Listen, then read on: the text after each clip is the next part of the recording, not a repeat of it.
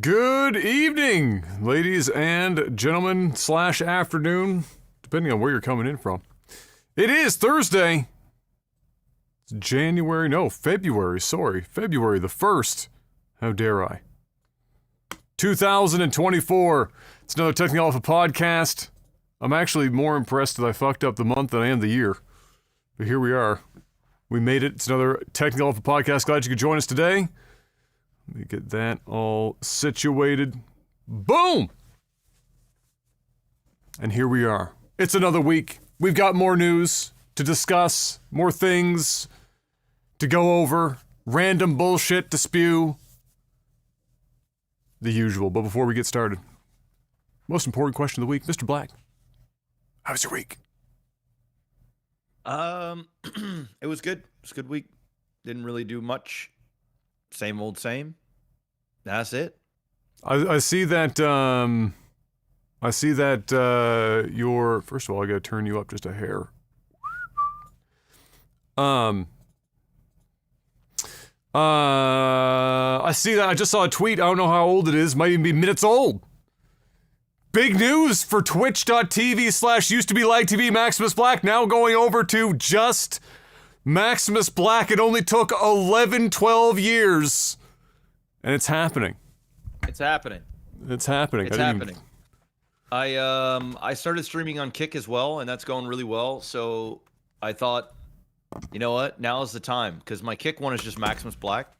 Yeah. And then you know, everybody's been bitching for years about that it's too long. I searched MaximusBlack, I can't find it. What does Lag TV stand for? I was like, all right. Okay, now it's time, because I'm just doing a complete overhaul on everything. Yeah. So I'm like, all right, now's the time. Let me just switch up the name. Reached out to Twitch today. The person who stole the name MaximusBlack has been inactive for years and years, so they're just gonna give me the name.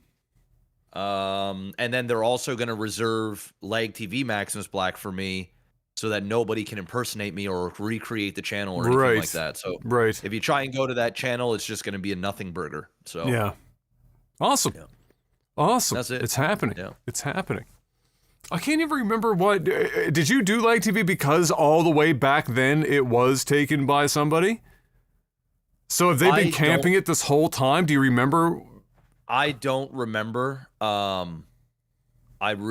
just don't remember. I don't know if you know what? And the thing is usually, like, I was dealing with Twitch today while I was streaming, and they were like, yeah, if you just log out, like, we'll do it. It'll only take a couple of minutes. It's very quick.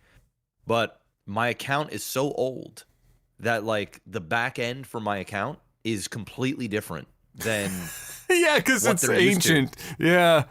So they were like, yeah, we're gonna go and, you know, do your thing, and then this time tomorrow we'll work on all this, and then, you know, tomorrow, because they got to do some fuckery behind the scenes. And I was like, as long as it doesn't fuck up my followers, fuck up my subs, fuck up my partnership, any of that stuff, I'm totally fine. They're like, no, you don't have to worry about that.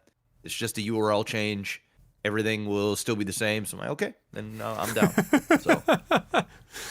Because that'd be like my first thing. Like, oh my god, Twitch doing anything on the back end, especially with accounts as old as ours, is like, does it fuck up subscribers, or does it like fuck up followers or anything like that? Yeah. So good. Well, hopefully it doesn't. And hopefully they're right.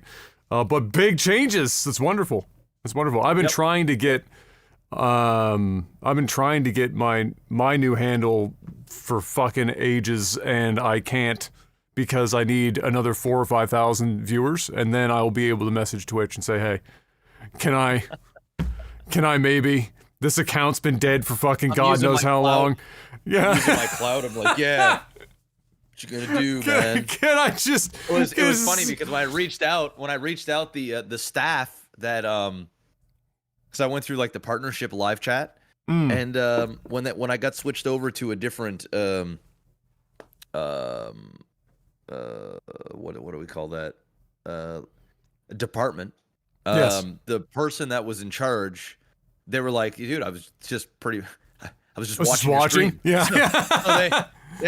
Yeah, so it probably helped that they knew who I was, and they fixed it up real quick, or attempted to. So yeah, the only shitty thing is I gotta go through all my social media and change all the links. Because it's a lot, but it's whatever. Yeah. I'm not gonna worry about all the old videos and stuff. They can just stay. I don't care. Yeah, that's whatever.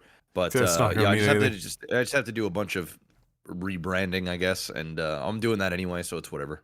Beautiful. Awesome. Yep. Well, I didn't do any rebranding this week. I sat in my chair and played in an ungodly amount of Palworld. I'm officially at the end of the game, more or less, for what it is at the moment in terms of content that's available.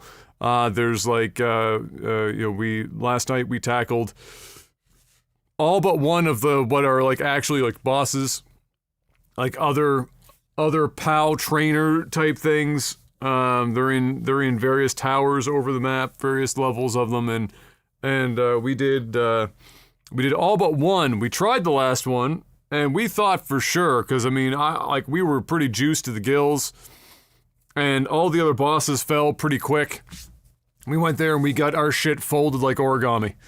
It was brutal, and so we still have one last hurdle there, and then other than that, there's a couple of pals I haven't caught, and then that's kind of where we're at for now until they start adding more content. But yeah, I've been having a pretty good time with it, honestly. Probably not exciting to watch, but from a playing perspective, it's been a pretty good time.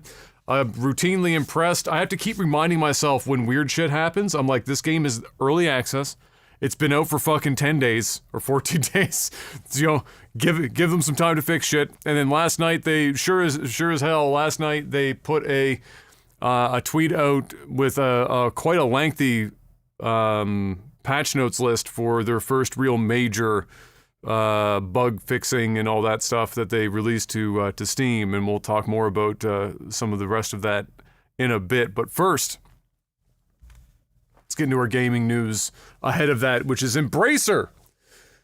Anyone that gives a fuck about gaming news, the small portion of people or people that are in the gaming sphere on social media would know the name Embracer. We've talked about them here on the podcast over the last few years, as they were originally around the same time, and maybe even before Tencent. I can't remember anymore. But they were like one of the first big movers in terms of a massive company that was going out of their way to simply buy up developers. They were one of the first big groups that were leading the consolidation of game developers in the industry, and were not very loved for that reason early on.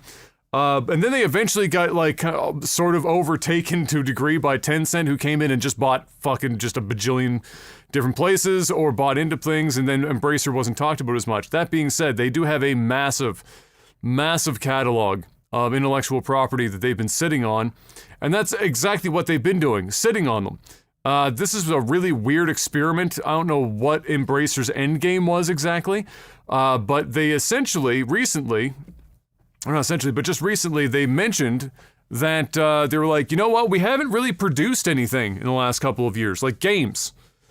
They just admitted, they were like, you know what, we haven't really produced much, and that's a problem. And everyone was like, yes, that is a problem, and it's why their market value has been in shambles in the last while, is they spent all this money and none of it's coming back. It's a relatively important thing when you get lots of money from people that you try to earn some of that money back eventually. They haven't been doing a hell of a lot of that. They've been buying everything up and then proceeding to do literally fucking dick all with all of this intellectual property. And more recently, an announcement that came this week, so Deus Ex, which I'm sure people would recognize that name of that game, very popular, very well well-received game series. They had a new one in the works and just axed it. They canceled the development for it and then followed that up by laying off a large number of the people that were attached to that project, who are apparently, of course, those who are at Eidos Montreal, who would have headed up or been part of the last Deus Ex game as well. Which what was the last one? Deus Ex Mankind Divided or whatever, like the newer one. Anyway, so yeah, they got rid of that, and then so that, along with their public statement of "oops, we're not doing anything," has really made some people kind of laugh at the situation, because it just the thick irony of Embracer going out and buying up all these development studios, firing a whole shitload of people over the last few years, and then going out the other side and going, "Wow, you know what? We didn't make any games," and everyone's like, "Well, what did you expect?" Exactly. What did you expect to happen? You don't have anyone left to make it. You bought them all, and then you fired everyone, and then no games came out the other end, and you're sitting there going, wow, geez, we haven't done anything in the last few years. No shit. So Embracer currently is, I have a sneaking suspicion we're going to be seeing a leadership change in the not too distant future. There is no way that whoever is heading up Embracer Group, the board or otherwise, there is no shot that they continue to hold their jobs, given what they have managed to produce in the last 3 or 4 years, which is to say, literally nothing. Zero. They have been very good at spending money, and that's it. So, unfortunate to see that another studio is getting a lot of layoffs, and not unsurprisingly coming from an Embracer Group subsidiary at this point, but nevertheless, I just had to include it because I just thought it was funny that they came out and admitted that they hadn't done anything. I don't know why you would ever come out and do. I mean, it's plain for everyone to see, but at the same time, my God, at least pretend that you're doing something in the background. Because now what everyone's thinking, of course, is with this cancellation and them saying that they haven't really done anything, the question on everyone's mind for Embracer Group is, what is actually being made right now? Is there anything being made right now? And if not, when the fuck are they going to put out some video games? Like, what? Video game IPs aren't like gold. They don't hold residual value over time. You can't just bring that shit out if the dollar collapses to start trading for bread and wine. It's not really how that works. You gotta actually start producing something to make your money back. So we'll have to wait and see how that goes. But I'm just gonna say now, I have a suspicion that the leadership of Embracer is not going to be the leadership of Embracer for a hell of a lot longer. And if they continue to be, Jesus, I'm in the wrong line of business. I need to start fooling some people to put me in positions of power at some of these companies, because I can do that too. I'm really good at doing nothing. Next up, Sony State of Play. That was yesterday. I managed to sneak that in before I had to leave the house to go pick up Em. That was a 45-minute showing of what's coming up for PlayStation, both in terms of first-party titles like exclusives and some of the bigger multi-platform releases that they are also going to have on their system. So the notable, they kicked it off with what I call stellar ass. And you could really take that as one of two ways. One, it could be the character's actual physical ass, in which that is 90% of the content of the game is literally the character's ass. Mr. Black, if you want to while I'm explaining this, if you look up Stellar Blade, you will see exactly what I'm talking about. I like to call it Nier Automata at home, as in, we have it at home, and this is the game that you have. It looks like the Korean version of Nier Automata. They're going for almost identical themes of like basically straight ripped out of the Bible philosophy, like Adam, Eve, like fucking Zion type shit, like literally just fucking everything is just stripped right from the head, right from the Bible in terms of the character names and themes, much like Nier Automata with the philosophical side and the existential whatever. And just like Nier Automata as well, they just put a really attractive chick with a nice set of tits and an ass, put her in the front of the screen, and then every animation highlights her ass and tits. And so if you're up for that, which lots of people will be, Stellar Blade is coming relatively soon, and you can look forward to playing it, I guess. But are you looking at it now? Are you seeing? Yeah. Listen, I gotta give it to the Koreans and the Japanese. They just don't give a fuck. I think they understand that at the end of the day, there's a lot of people that if they had a choice they're going to want to choose, look at a really attractive ass and a pair of tits. You know, that just seems to be, you know, they accept that fact. Otherwise, how else would we have gotten Dead or Alive Extreme Beach Volleyball? Am I right? I mean, that was just true. Genius. This gives me Parasite Eve vibes, like a newer. Little bit, Parasite yeah. Eve. Like it's like a little like a high techy kind of deal. You can see that they've got her in like a million different outfits. So obviously, the focal point of this game is tits. The stellar ass. Is what somebody also said. You know, so it does look like Near Automata. So people have been calling it Rear Automata. Good one. It's going to get a lot of comparisons to that fucking game, which, you know, critically speaking, I couldn't stand Near Automata, but critically, that game did very fucking well, so we'll have to see how this one holds up to the critics. After that, we got shown a couple things. There was, there's a few other games dispersed through here. There was, like, your yearly samurai game that now just seems to literally actually be one a year. It looked like more or less every other one of them. So if you're in that category, if you like it, it didn't look bad. That's not to say it looked bad per se. It's just that it doesn't look like it's doing anything new or exciting or stand out. But then we also saw Konami try their best to get everyone excited about their new Silent Hill game. Silent Hill, what's the name of it? Silent Hill. It's that shit that I don't even remember the fucking full name of it. Nobody cares about this Silent Hill. It doesn't even look like Silent Hill, really, to me. Although I guess at this point, what does Silent Hill even mean to Konami? I don't know. But they immediately, as if to know that everyone was really just waiting for this one, they immediately followed that trailer up with the showing of combat and other gameplay for the Silent Hill 2 remake. And so it looked okay.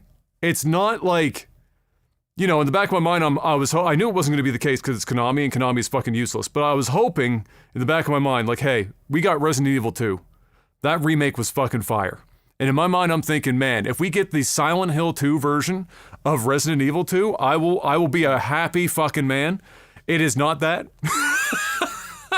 It is definitely not that. But I'm not going to get excited about it. It's Konami. I don't trust them. I'll wait until it comes out, and then I'll decide whether or not I care when the game actually releases. But for now, there it is. Silent Hill still being kind of abused by Konami. Then after Konami came and went, we saw, or even it could have even been before, I can't remember the order of it, but Dragon's Dogma 2, which is also, of course, coming out on the PC, and that comes out, I think, like next month. It's coming out really, really soon. I think it's March. It's either this month or next, if I remember correctly. Anyway, the Dragon's Dogma 2 looks like it's going to be a Game of the Year contender. Looks fucking incredible. If you watch any gameplay for it, it's going to friggin' blow your tits off. It looks like basically a combination of Monster Hunter and Dark Souls combat, which are two very intricate combat systems. Visually, it looks fantastic. And I think on the back of Elden Ring, I think this game's going to do really fucking well. I think it's going to sell a lot of copies. Unless it has some sort of like real bad crippling problems. I think Elden Ring was like the watershed moment for the ultra hard open world action RPG. I mean, that thing sold like 30 million copies, right? So I think this is going to do big numbers. And something else that people were waiting for in this announcement, or in the state of play, it's become a running gag now, is why haven't they released Bloodborne on the PC? Why? Especially after Elden Ring. Now you know how big the market is. If you wanted to like spend a few dollars to update Bloodborne to 60 FPS, because it was 30 on the PlayStation 4, so you get 60 FPS, spit shine it a bit. We're not looking for a fucking full rebuild. Spit shine it a bit, maybe add a couple of quality of life features. Send that shit onto the PC. You're gonna sell so many fucking copies of Bloodborne. I mean, it sold 7.5 million on PlayStation. If you put that on a PC, I'm positive you're getting another 7.5 million. Like as a floor. I think you'll resell copies to people like Skyrim, who bought Skyrim 14 different times. I think you're going to get people buying it on PC that already played it on the PS4 because they want that 60 FPS experience. And then you're going to sell it to a whole group of new people that are like, oh, these are the guys that made Elden Ring? Elden Ring was fucking dope. I got to get on this fuck. I've heard nothing but good things about Bloodborne. People say it's the best game that they ever made before Elden Ring. I got to check it out. And if you got 30 million people possibly thinking about that, you know you got to sell at least 7.5 fucking million copies, which is just free real estate at this point. So I'm confused as to why they're not doing it, but it does seem to be like similar to Pokemon like we talked about last week. It's probably got to be similar. It's like some sort of allegiance to the PlayStation brand and to Sony companies specifically that's stopping them from doing it. Otherwise, like, fuck me, dude. Why else would you not want that money? It would be so easy. So unfortunately, no Bloodborne at this event. You're gonna have to wait again for next year. But then lastly, Mr. Black, and most importantly, Hideo Kojima came out to save the Sony brand yet again. This man he could be insane. I mean, it's entirely possible. I mean, the line between genius and madness is very thin, and I think he rides that line very carefully on a daily basis. But he came out to show off Death Stranding 2. And having played Death Stranding, and I waited a long time to play it, because when I first saw it, when it first released, I was like, man, Kojima's on one. I can't follow you here, Kojima, I'm sorry. And then I played it, and other than it dragging a little bit at the end, like it could have probably been like 4 hours shorter of a game, like it really felt like it was like and wait, there's more moment, like 4 different fucking times. Other than that, that's a really fucking good video game. And unique. There is no game that you have played that resembles Death Stranding in any real capacity. And so, I was a bit excited for DS2. And in my mind, I'm thinking, knowing how the end of the first game was, I was like, this is going to be batshit insane. Whatever the fuck he's cooking, it's crazy. Literally insane. And sure as shit, you watch that trailer at some point, it's fucking certifiably 100% fucking batshit insane. It's fucking insane. You've got like a stop motion animation, like so lower FPS doll that's now clipping to the front of you. You've got Troy Baker playing like a fucking Psycho Mantis like X electric guitar weapon wielding fucking bad dude. You've got like tar coming out of people that is like primordial fucking ooze that's like creating new people. Like the whole thing is. And then, of course, it's also like the Kojima giving you social commentary, like on the world, war, social media, human disconnect, all this shit is all tied into this fuck show. And then, you know, babies and throats. It's Hideo Kojima. He's a mad lad. But you know what? Like somebody said in the comment section below the trailer, they said, I gotta be honest. He said, I couldn't play DS1, but only Kojima could have me watching this trailer and make me want to play the fucking second game because it's that fucking insane. I mean, like seriously, it's fucking wild. And we know we have a movie, not to skip ahead, but we have a movie coming for Death Stranding, and they tied that in a bit at the end of this gaming segment where they were hinting at more crossovers with Kojima's group and Sony Productions, the film side, the film studio. And then, at the very end, and this was the one that I think a lot of people are, if they didn't catch it or they did and they're just not thinking that much about it for now, I'm sure they will. Kojima announced that the next game that he's working on after they finalize DS2 is a action espionage game where they're doing crossovers between gaming and film. Which sounds an awful lot like Metal Gear Solid, which is what he left behind at Konami when Konami fucked him royally. And so this is like, as far as I'm concerned, this is a Hideo Kojima, 2 fingers in the air, go fuck yourself, Konami. I left you and now here I am and I'm going to come back, and you thought that I couldn't do Metal Gear Solid again? He saw him coming. He dropped it too. He said, I'm going into, when we start this new project, essentially, he said, I'm going into my 40th year in game development. Sometimes I forget how long Kojima's been doing this shit. He's going into year 40 on this bitch. And he's ready for round 2 on Metal Gear Solid, which if he does, if he manages to recreate the wheel for Metal Gear, I can't, I don't know, am I supposed to just call him the GOAT? I feel like I have to call him the GOAT at that point. Who else is going to be able to fucking do that shit? But there you go. That was the Sony State of Play. Would you be, did you ever play Metal Gear games back in the day? We didn't play them together. You played some of them? Were you into the Metal Gear thing, or were you kind of like on the outside fringe, like I don't mind them, but I don't really love them all that much? I really loved Solid Snake. That's my favorite. I think it's called Solid Snake, right? Is that 2 or 3? I can't remember the names because all the names are fucking out there. I can't remember. Either Solid Snake or Snake Eater, one of the two. It was on the PlayStation 2. That was my favorite one. Obviously I played the original, beat that, the one that was on Sony, like the 2-disc one. Yeah. Number 2, and then I got number 4 for the PS4. Never beat it, but enjoyed it. Was enjoying playing it, but never beat it. I was too much into Call of Duty at the time. Yeah. My dick doesn't get too hard for Metal Gear Solid and stuff anymore. Not for. I respect Metal Gear Solid. Like, it's one of those games where, like, I don't like it, but I know they're good. Like, it's hard to argue them not being good. It's just not something that I've ever personally been, like, heavily invested in. And Kojima games in general. PS3. Thank you. Yeah, I had number 4 for the PS3. Oh, okay. Yeah. That's right. They did do. I thought they did a PS4 version of that eventually. Maybe. But yeah. Either way. Nevertheless.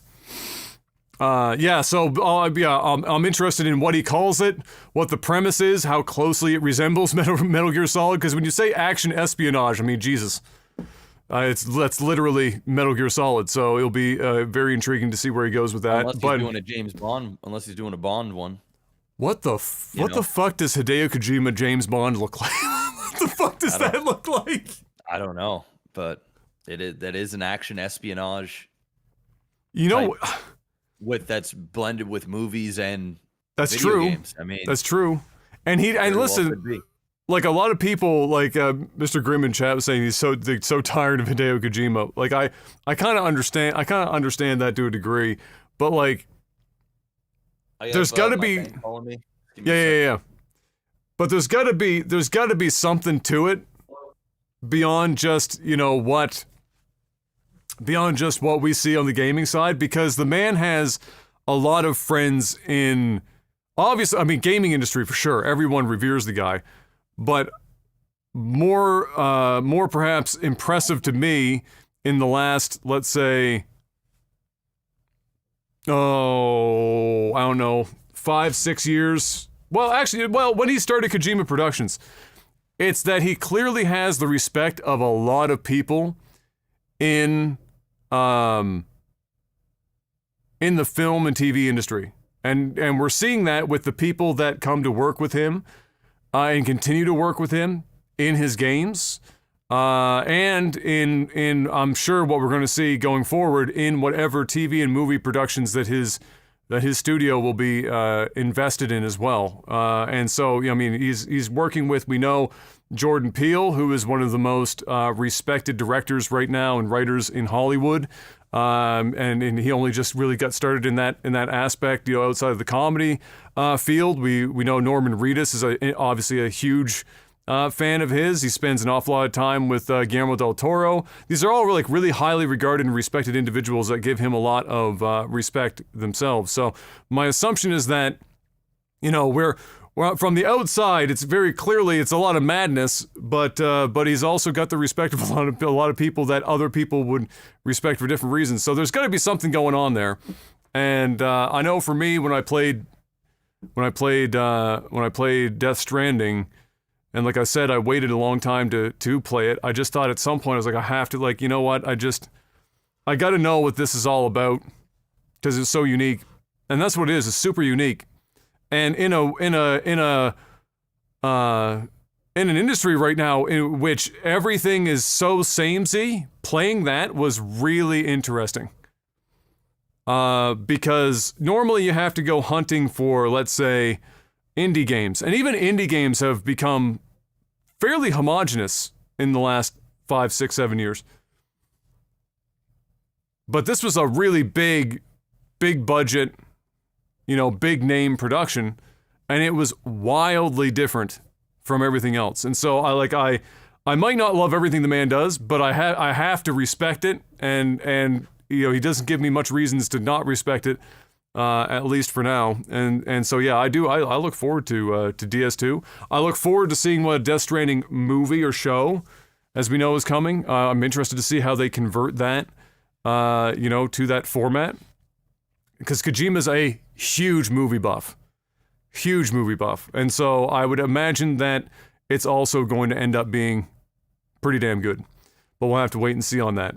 But yeah, that was mostly it for the Sony State of Play. He did carry the everlasting shit out of it, and that was it.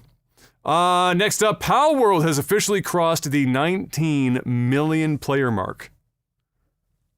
So that's the total number of players. It's not necessarily sales. So of that, the breakdown they released yesterday, 12 of the 19 million are on Steam. So those would be more or less 12 million sales, barring them having included refunds, of which I haven't heard of many people refunding it in any meaningful way. And so it's probably pretty much 12 million in sales on Steam. And then the rest of that 19, so the 7 million, are on Game Pass, which that's a big number. For Game Pass to have a game that is pulling down 7 million players, that's a lot of players. In fact, it is the largest third-party game release on Game Pass to date, by no small margin.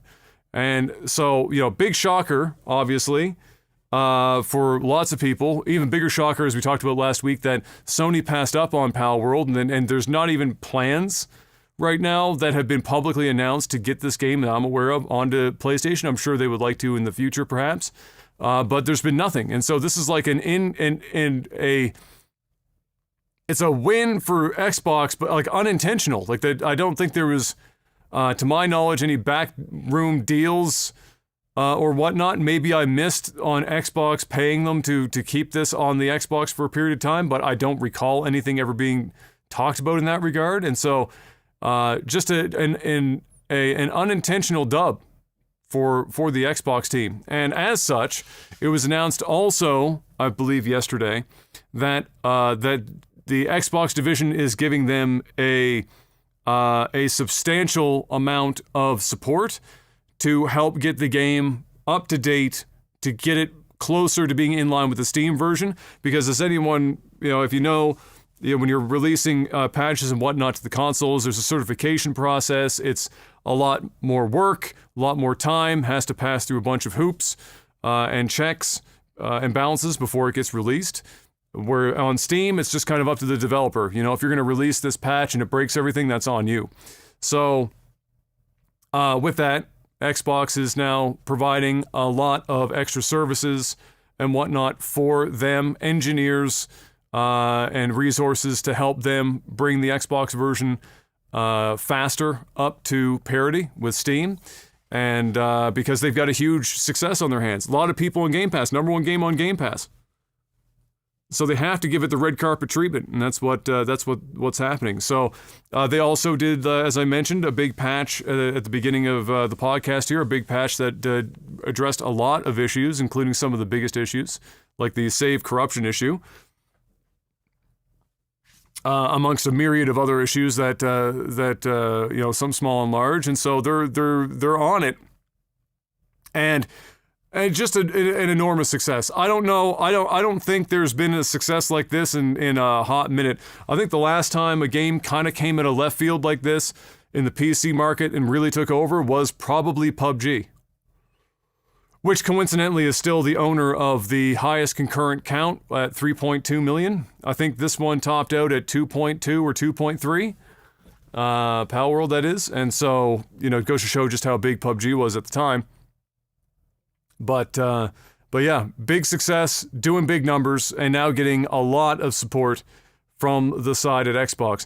I would say, if I had to guess as to why, I can't remember if I put this guess out here last week. We were just covering the, welcome back, Mr. Black. I was just mentioning, with Kojima that obviously there's something going on there because so many people not just in gaming, but also movies and television, respect Kojima a great deal. We're seeing him working with a lot of respected individuals in movies and television. It seems like he's got a bigger and bigger friend group every time the man like sets foot somewhere.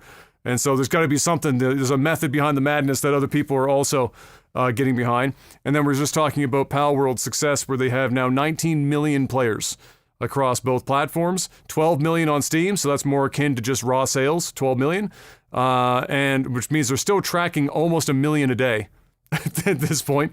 And then on Xbox, 7 million on Game Pass, which makes it the largest third-party release ever on Game Pass. And it's still the number one game being played on Game Pass. And so I was just finishing up here talking about how Xbox is giving them a ton of engineering support and fast-tracking their certification process for patches so that they can catch up with Steam, because they're like several patches back on the Xbox. And obviously, PlayStation doesn't have this game. Xbox is rolling out the red carpet. Got to juice this bad boy up and ride the wave, because this is an absolutely massive success and an unintentional W for Xbox that Sony didn't pick them up. And my only guess is that obviously Sony knew about this game. Obviously. The thing is, maybe their concern was, as all of them are Japanese companies, maybe there was some questions internally. Is this going to become a legal thing in some capacity? Do we want to be associated with it or not? Let's just hold off and wait and see. That's the only thing I can come up with as to why they wouldn't have gone the Sony route. Otherwise, Palworld, as a Japanese company, the developer, not going with Sony over Xbox is out of the ordinary in general. So that's my best guess. Whatever the reason is, I don't know. We'll have to wait and see how long it is before they announce publicly that they are developing for the PlayStation. But right now, they're not even saying, word PlayStation hasn't left their lips. Nothing. Which again is kind of odd. But here we are, and it's a big win for Microsoft for the moment, for the time being. And so yeah, that's the Palworld update for now. That's a big leap. I think the last time we talked about it, we were talking about like 6 million. Now they're at 12. Fucking massive sales. So somebody did bring something up, but before we move on from Palworld, that if you were to add Pokemon Yellow or something to the mix, the original trilogy of games, so Blue, Red, and then if you wanted to add Yellow in that group, was something like 30 or 32 million copies to date as of 2022. Which now everyone's wondering, is Palworld going to outdo Pokemon's best-selling trio? Different price ranges too, though. Oh sure. Oh sure. $30. Right. Yeah. Oh sure. Now I don't know if the Pokemon brand's been particularly price sensitive over time, but like most people, I think people will buy that bitch. And we're actually. But does Palworld have 19 million players today at $89.99? Right. Oh no! No! Oh God, no! Like a lot of it, like if they moved it, even though obviously they can't, because it would be like the most obvious cash grab in the fucking world, and it's still early access. If people knew what they knew, which is impossible because it was like a brand new thing, but if they knew what they knew, and they had put $60, I bet you they would have had not 12 million sales on Steam, but probably like 9 million sales. And it would have been slower climb, but $30 for them right now is like this perfect number. The volume is just crushing it. Oh yeah. Just fucking crushing it. So yeah, no, they're doing well. And internally, I do have a community member who is contracted to work for Game Freak right now. So he's not a member of Game Freak, but he's contracted to them. So obviously he's been hearing around the office people talking about Palworld and whatnot, and he said from a legal standpoint, which everyone in the West keeps bringing up, he said nobody gives a fuck. Nobody cares. He said what they do care about is that obviously it's very popular, and so they have to pay attention to the game. They can't ignore Palworld's success. They don't really fucking care from a legal perspective in general. It's more about, oh my fucking God, somebody just showed up on the block, did a lot of the same stuff we do, and they're absolutely taking over the world right now while we're sitting back here twiddling our thumbs. So that's kind of, which is not uncommon. The West, especially on social media, when it comes to like talking about the Eastern video game market. They just make shit up as they go along. Dude, it's not even just the video game market. We're that's in general. Of whiny, salty bitches, man. That's all that is. A bunch of fucking people on social media hate their lives and they just want to spread negativity. A bunch of whiny fucking idiots. Bunch of fucking morons that got nothing better to do. It's not even just gaming, bro. Oh, it's everything. It's very true. You don't see the Japanese culture en masse or any other. Well, they have their own complaints that they do over for their own shit. But I mean, Jesus, dude, it's not the same. It's not. It's a different. It's a different. They bitch about things that matter. We bitch about things that don't matter. You know what I'm saying? Like it's just two totally different fucking beasts, man. You know what's kind of fun though is that in some ways it's funny, and this is kind of how the global culture kind of stuff works, of course, but. Like we trade things and we're almost like 5 or 10 years behind each other in various ways. So like we'll borrow stuff from Korea or Japan in various ways, but it takes us 5 to 10 years to get there. Or stuff things that happen in Europe takes us 5 to 10 years to catch up. And then over in Japan or right now apparently, another community member is a teacher there, high school teacher, and talking about how the new wave of like in the dating world. Like in Korea, this was very similar as well, but I don't know if this new thing is also a thing. But blood types are like a huge thing in Asian culture, especially Korea and Japan, where your blood type is like largely tied to what your personality is supposed to be representative of. So whatever blood type you have is supposed to tell a person, it's like a different version of horoscope almost at that point, right? And so that was the thing forever, like forever and ever and ever and ever and ever. In fact, I still remember when Hun first asked me what my blood type was, and he got me like Korean dog tags with my blood type on it because it's like it's like a cultural thing there.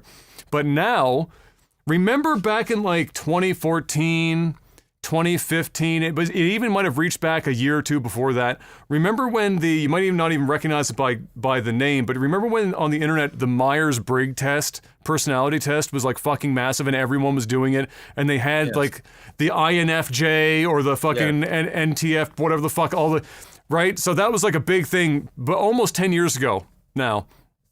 It's made like Gen Z is kind of getting it surging a little bit right now, but that was super popular about 10 years ago. Apparently that in Japan has almost completely replaced blood type now. And everyone is asking your Myers-Briggs before you even get into the dating process. And if the letters don't fucking match up, done. See you bye. God. Wow. So, they have their shit. We've got our fuckery. Yeah. Yeah, we got our own fuckery over here for sure. Now speaking of is talking about the price of games, especially Palworld at $30, and this is a discussion I had on the stream yesterday while playing Palworld, and I was interested in Mr. Black's opinion on this as well, and in the comments section I would love to hear. Or in chat, even live, what people might think about this. So we've talked about this on the podcast tangentially a few times before, but like the running gag here on this podcast is what do people want, and it's good games, right? Obviously, they just want good games. They don't care about anything else. Just provide them a good video game. But from a price perspective, that can mean a whole bunch of different shit.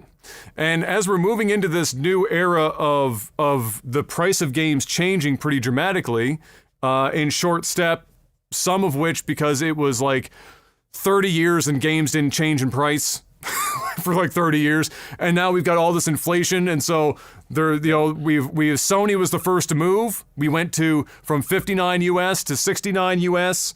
Now we're getting into like an era where or an era necessarily, but they're sending out surveys and asking people, how would you feel about 79 US, 89 US as a base standard entry price for a AAA fucking whatever that's supposed to mean video game. And so the wheels are turning. We only just started this new journey at the new price point now, but they're already looking and going, we gotta we gotta speed this bitch up. We gotta get some more money in. And so, just for context, right now, I just looked it up before the podcast. If they did shift it to $89.99 US, that would be a $120 before tax Canadian game, which means you're paying about 100 and what does that end up being? 45? Yeah, almost 150. Almost $150 for a single game. Yep. And that's just the base game. That's not like DLC, that's not anything, that's not like the special edition. That's just the base. And so with that, you know, the question, I think as the price goes up and up and up, the question becomes, you know, clearly everyone individually has a certain set of criteria for what they think makes something worth the value that it is. That's not just games. That's literally anything, right? They look at it and they say, you know, for me, when I bought this Real Force keyboard, which is like a hybrid mechanical dome keyboard that's $300 and something fucking dollars, for me, yes. Keyboard for $300? Yes. I could show that to Jeff, he'd probably be like, what in the fucking hell? It doesn't even have visible fucking like letters on it. You have to squint because it's all in black dye. What the fuck are you thinking?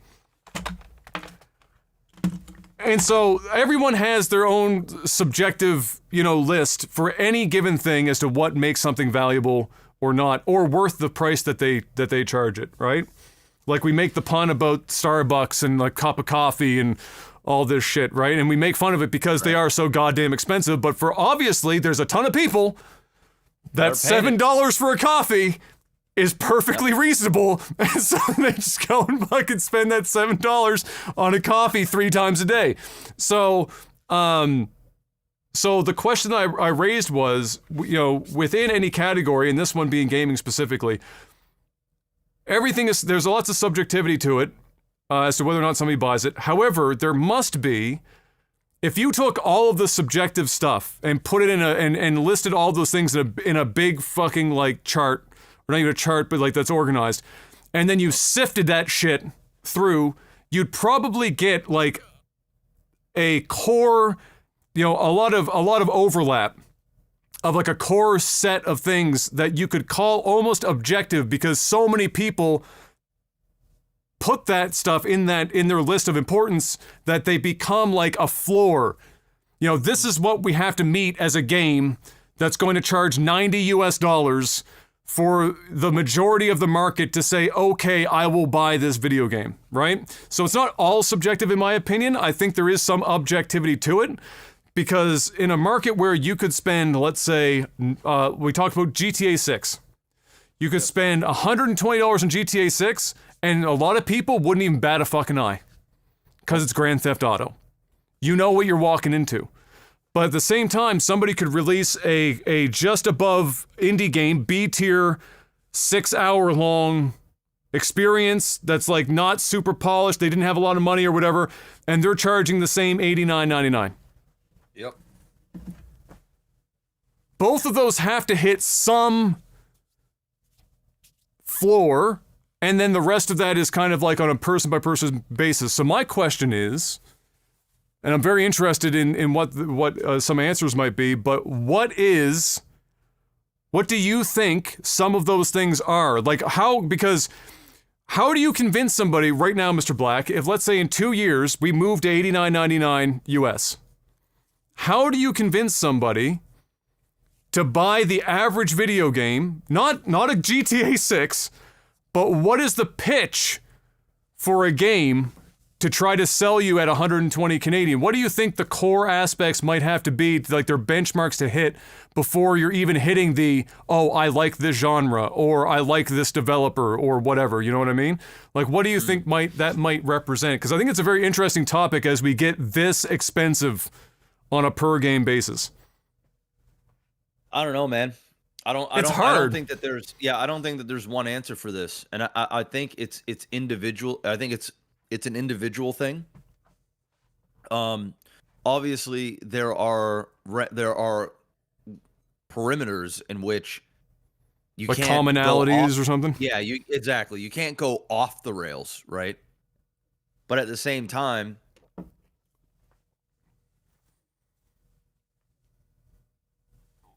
Yeah, It's hard. tough. Like it's hard, tough. isn't it? Yeah, it's tough because, like you said, if it's a Grand Theft Auto, it's a Rockstar game.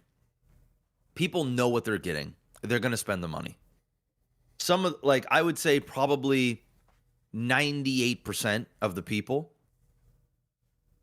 are just going to buy the game regardless. That 2% probably still going to buy the game, but might moan a little bit about it. Be like, what the fuck, man? Really? But I still think virtually everybody that wants to play that game, that like is a really diehard fan, you know, they're paying for that.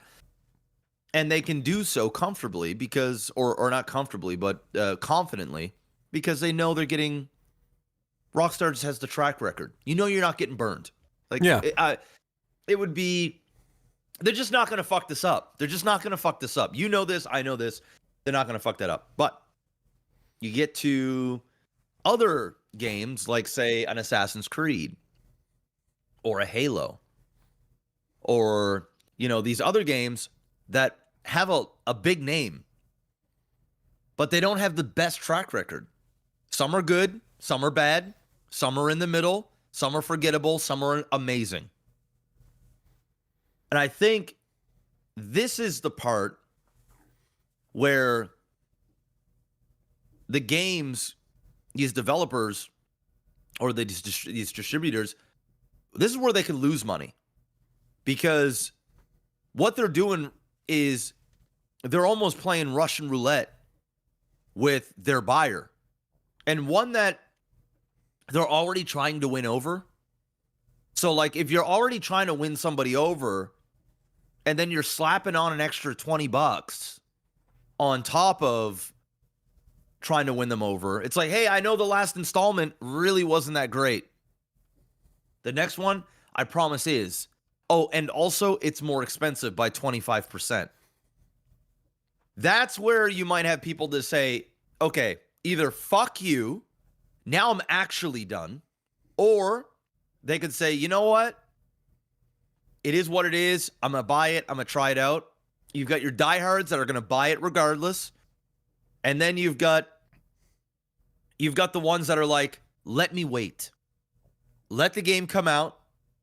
Let me see the reviews. Maybe I'll watch a little bit of Twitch, a YouTube, see how the game is, then decide if I'm going to pull the trigger. So I think, you know, at most, because we're talking maybe a $10 increase in price, $10 US. I think, though, the saving grace that they have by upping the price, obviously they want to make more money. I mean, think about it, guys. If a game sells 10 million copies and the game costs $10 more than what it did before, just think about those margins, right? It's huge. It's massive. It's actually massive, and it's pure profit. As long as they are keeping the same level of development, they're not going an extra mile, because you know they're not, Adam. Let's be real here. Oh, they're going to do just... They ain't upping these prices no. to then put more money into what they're doing. No. They're upping the prices because they want to make more money. Games are more expensive to make. You know, it's they got to go quicker. They're cutting corners. This is why they're doing it. Their saving grace is, it's universally known that games have been the same price forever and a day. It's kind of like the same thing where I have some tenants. Their rent has been way under rent for fucking years.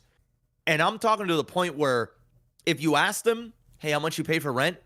They almost don't even want to tell you how much they pay for rent. It's almost like a dirty little secret. Like, I don't want to message the landlord about small frivolous shit. I'm just going to do it myself because I don't want to poke the hornet's nest, right? Because we've got it so good. We've had it so good for so long. The place that we live in is nice. The neighborhood's great. If we try and go anywhere else, we're paying hundreds of dollars more for a lesser area with lesser space.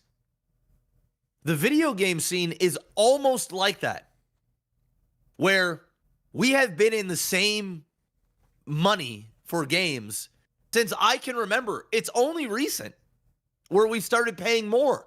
Where I bought the Nintendo Switch game, and I'm like, holy fuck, we're in the triple digits here.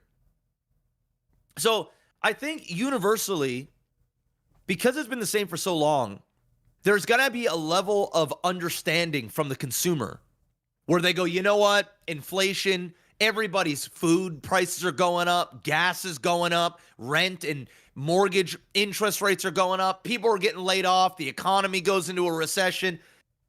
People aren't dumb. Like, they can understand why things go up in price, especially when the thing that you've enjoyed for so long hasn't moved in price since you can remember. We're not even talking like, oh, it's been 2 years.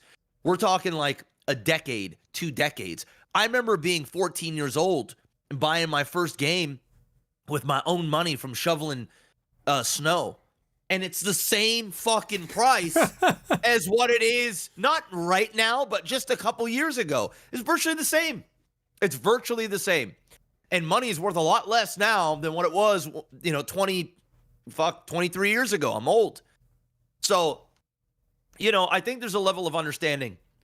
But with that being said, there is also going to be a subgroup of people that realize how bad video games have gotten. And the how broken, how the lack of quality has just, don't get me wrong, these last like year or two, we've been spoiled. We've gotten some good fucking games. It's been good. It's been pretty good. They're few and far between, comparatively speaking. Correct. And that's the part where I feel like now, if these universally go up in price, more so than ever, brand loyalty and IP loyalty is going to be much. It's going to be the be all end all, because if people can't dude, spending $150 for a video game, that's a third of the console price. Yes. And most gamers, I would imagine, are probably buying 2 to 3 video games a year. Maybe 2. The average person. I don't know. I'm talking on my ass. Maybe it's more. But I think that's probably 2. Yeah, in that neck of the woods, because you've got subscription services, you got all this other shit to physically buy a game. And I'm not talking about the PC lovers that are all about Steam and the Steam sales and the deals and I'm talking about your average, the consensus, like the majority, probably 2 games a year. That's $300, not including any of your subscriptions, DLC, it's a whole nother slew of shit. I think they can pull this off. If games are $89.99, I think they can pull this off. But I think their margin for error is tiny. As in, if Halo comes out and they have another bust, if a fucking Gears of War comes out and they have a bust, if a Assassin's Creed comes out and it has a bust, it could be game over for these franchises, because you're now asking for so much more money. That's the great thing about something like Palworld. Hey, $30, dude. I spend $30 on going to sushi for lunch. You know what I'm saying? Yeah. At $30, I could burn $30 and it doesn't affect my life. And I'm not saying that as like a fucking flex or anything. Most people, most consumers, if $30 went missing from their wallet or their bank account, it's not the end of the world.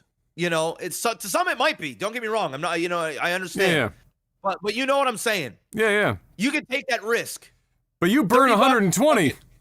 You can't burn, dude. As soon as you get more than 50, like at $50, there's something psychological just happened. It's like there's sub 50 and then there's above 50. Then there's sub 100 and then there's above 100. We are above 100. You can't fuck around and find out. It's that, you can have $30 stolen from you and you can forget about that within a day or two or within an hour maybe. Have $150 stolen from you, you're going to fucking remember the day you lost $150. And if the problem is the day you lost $150 comes at the backs of Bungie, right? And then they come up with another one, and they're like, hey, I want another 150. You go, ho, ho, ho. Ha! Fool me once. Shame on me. Fool me twice. Shame on you if you fool me. Whatever Bill Clinton said, or just whatever Bush, one of the Bush, presidents- is Bush. Bush. Whatever one of them fuck said. So I know I just gave you like a 7-minute answer. No, that's good. But That's there's good. no real answer. It's individual. I just find I feel like their margin for error. There's a lot of they're moving done. parts. It'll be bad time. I mean, and to that point that you just made, I talked about that yesterday too, because there is a lot of moving parts. But that's why I ask it, because I think it's a fun thought experiment to see just how many different threads come out of it that eventually build into somebody's purchase decision for a game. Because some people, it's one thing to just say, oh well, it's just they go to the store and they're either going to spend the money or they're not. That's if that was all it was, marketing wouldn't get paid hundreds of thousands of dollars a year to do what they do. There's a lot of shit that goes into a purchasing decision at the end of the day. So, but to speak to that last point there about the risk level that then developers take on, because if you're going to charge somebody that much money, the margin for will I buy or not buy will get smaller and smaller, right? And then obviously the less people buy your game, and if you're going to continue to say, as they do, that games are getting more and more expensive to make, then your own margin is smaller and smaller and smaller at the same time. And then you get to this point where we're kind of already there. If a major studio decides to go out and make a big game because the upper management came in and said, hey guys, so we need to come up with something. We're pitching some ideas, but just understand that Fortnite exists and we need to be Fortnite. And then everyone goes, fuck, and then they just start spitting out shit, and then eventually they say something where the board goes, you know what? That sounds like a good idea. You have a 10-year window to make this game and to support it on the back end. Here's $500 million. Go do it. That fails, your development studio closes, you go away. You're done. You got one chance. Yep. And I personally think that that's fucking insane to me. That management will justify that, but they won't justify making, let's say, 5 smaller $100 million games that have a chance at being the next Palworld, where Palworld had a $10 million or whatever dollar budget, and they have sold 12 million copies at $30 a pop. If you make 5 Palworlds instead of one fucking $500 million moonshot, let's say Anthem from EA that died on the first day, that they spent bajillions of fucking dollars on and almost folded the company, why wouldn't you, in your mind as an upper management, be able to go, okay, well, if we're rolling the dice here and we're looking for a game that's going to make us money, we can either go all in on one and have a tiny fucking window, or we can go in on 5 with the idea that one of those 5 has a high probability chance of not only making money, that then make sure that the rest of the 5 could fail and it won't matter, because they'll make up the money for the other 5 and then make money on top of it. That's way more sustainable, and it feels like what gaming used to be. Like, we used to have, what the fuck happened to the B tier or the single A tier? They don't exist. All it is, Adam, is it's the same thing that Hollywood goes through, right? Yeah, it's the Marvel syndrome, right? That's it. It's more sequels, more of the same. Something works. Fucking milk it dry. Squeeze that bitch. Fucking take your fucking cock and fucking squeeze the fucking tip out of it. Get every drop out possible until the shit's numb and don't work no more.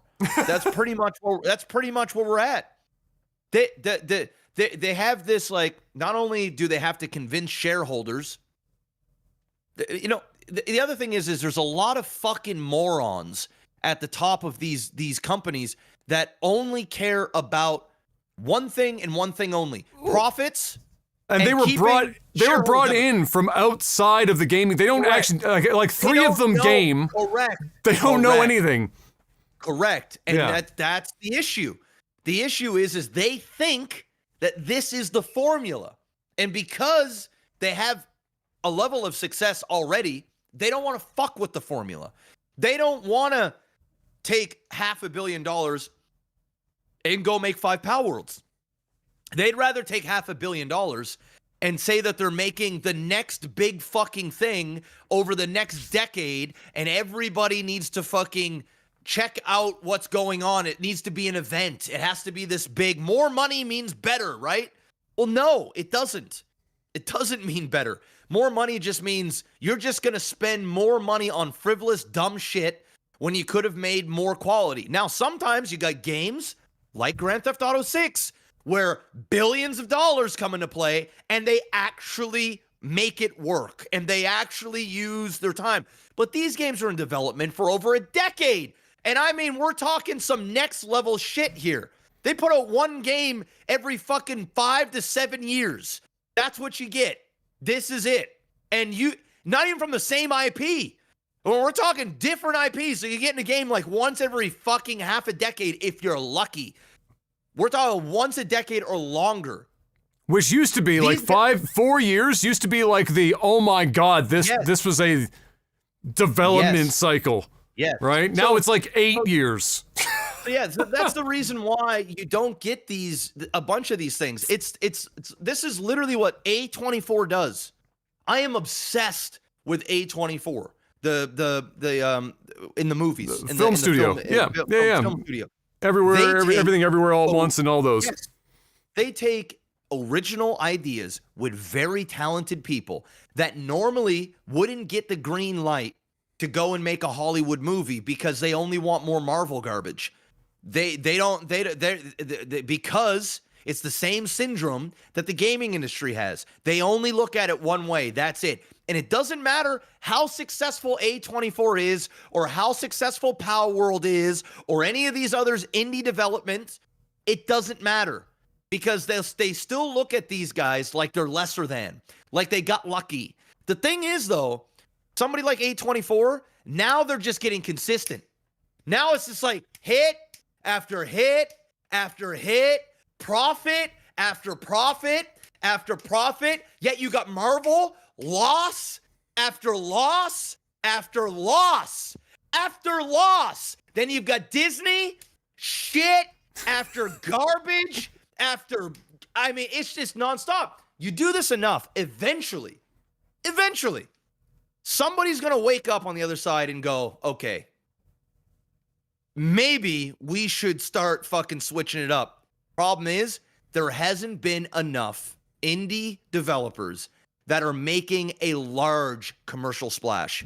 They're making enough, but that is not enough to pique the interest of the fucking higher overlords that are up there moving the fucking strings, dictating what the prices of games are and how everything moves around. We need more Palworlds in our life. And until that happens, we're just going to keep getting garbo.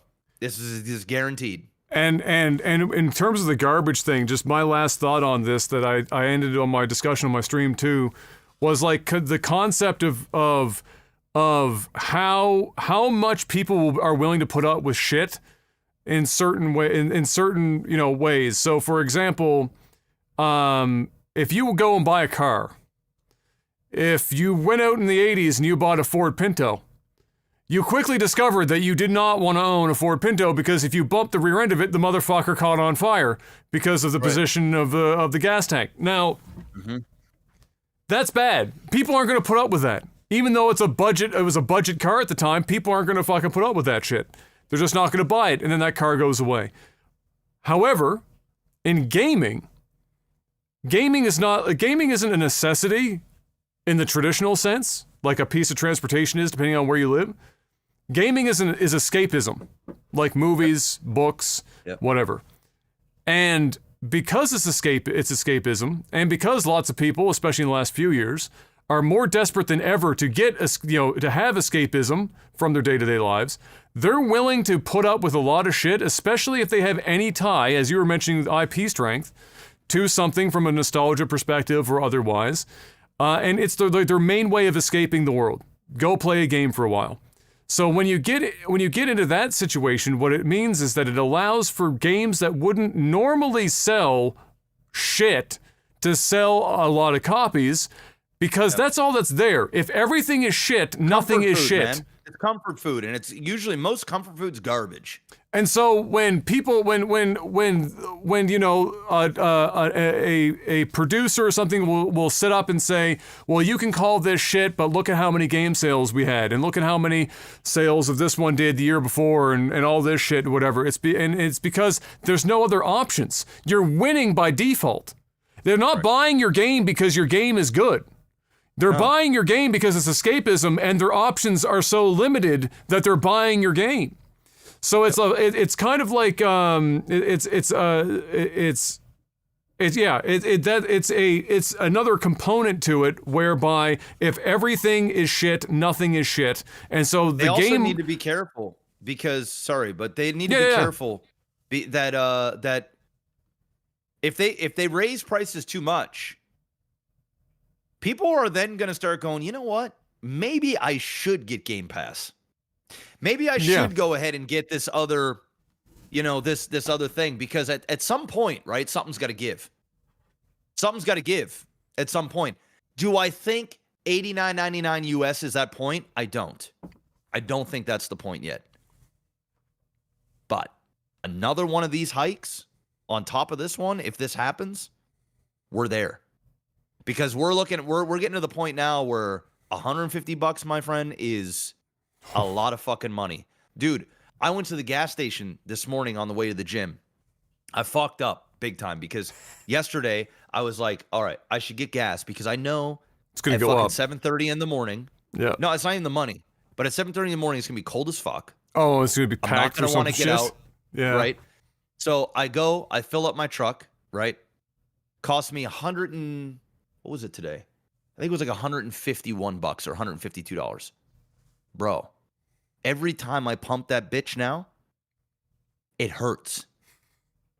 It actually hurts. Yeah. There's a lot of money on gas. Back in the day, when the shit was like half that, it stung, but it was a necessity. It was like, I need this. Now, I start thinking, do I really want to drive all the way out to this place? Do I really want to drive all the way out to here? It's not because I'm a cheap motherfucker, but now it's on my mind. Now I'm thinking about other options when I never thought about other options before. People are going to do the same thing when video games get so expensive. And I believe people today are already there. They're already there today. Should I buy this now or should I wait for the Steam sale? You always hear that now. I'm just going to wait till Steam sale. Yeah. That shit will come down in 2 months. You have to have a fucking certifiable banger for people to jump on day one now. And my last question, we'll make it a quick answer before we move on to movies and TV.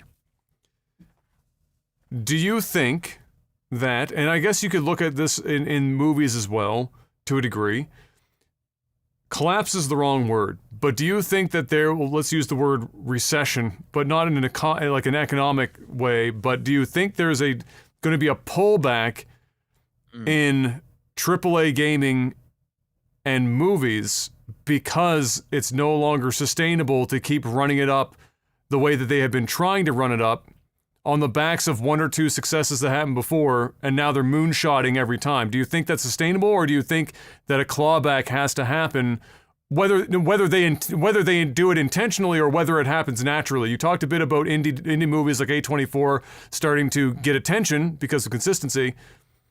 Do you think it's inevitable that there will be a semi-crash, almost not quite like we had in the 80s with games, but similar, where AAA gaming just they're going for too much and they're asking for too much and the market can't bear it? Do you think that could possibly happen, or do you think it's too big to fail?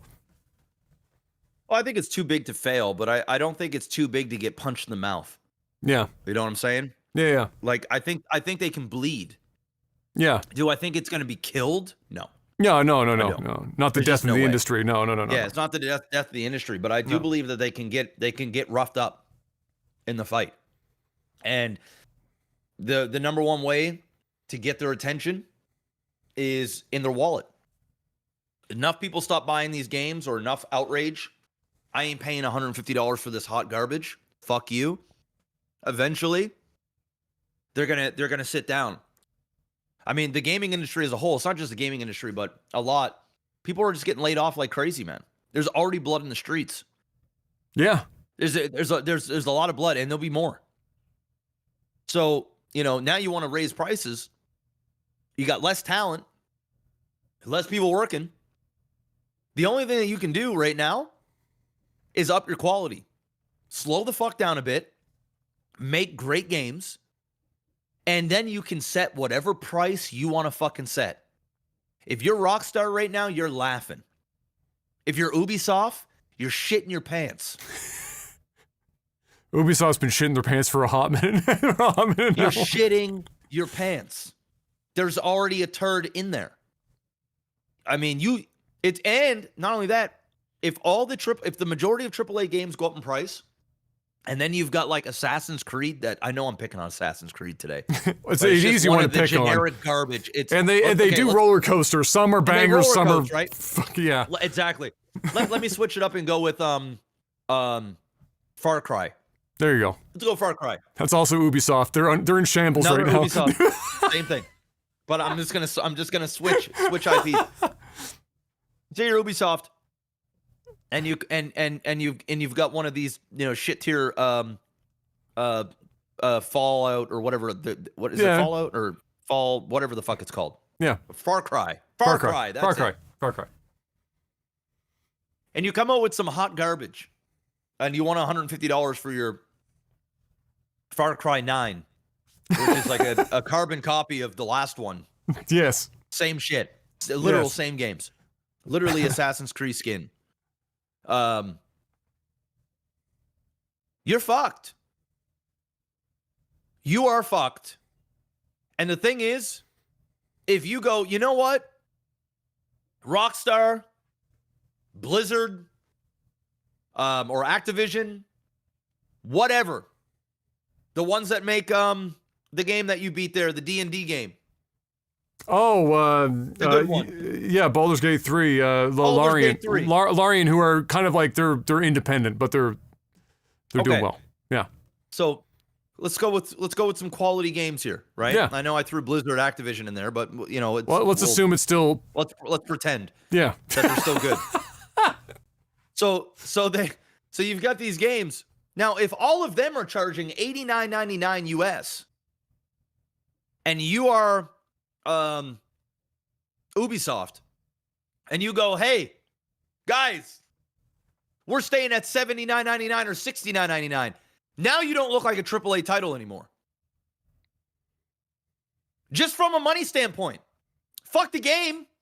Game doesn't matter. Now you don't even look like you AAA.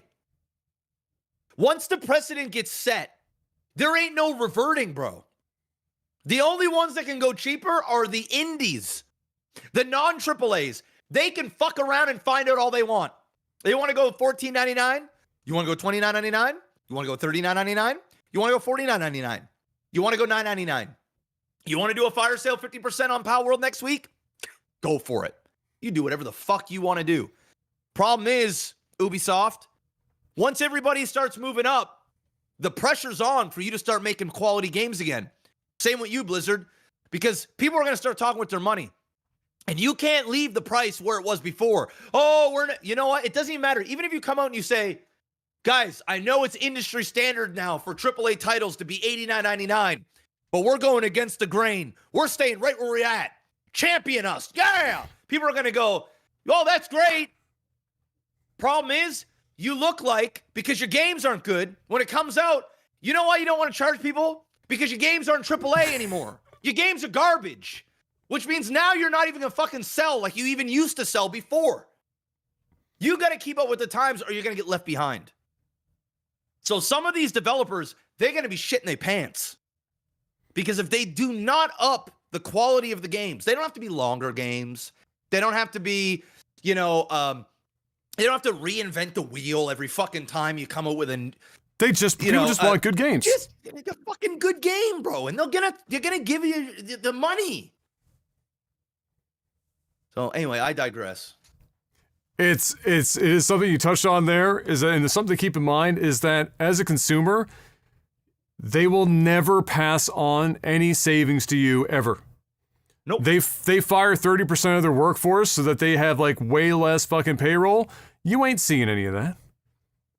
They start using artificial intelligence to replace a large portion of like their asset creation department for artists. You ain't seeing that savings. That's going into bonuses.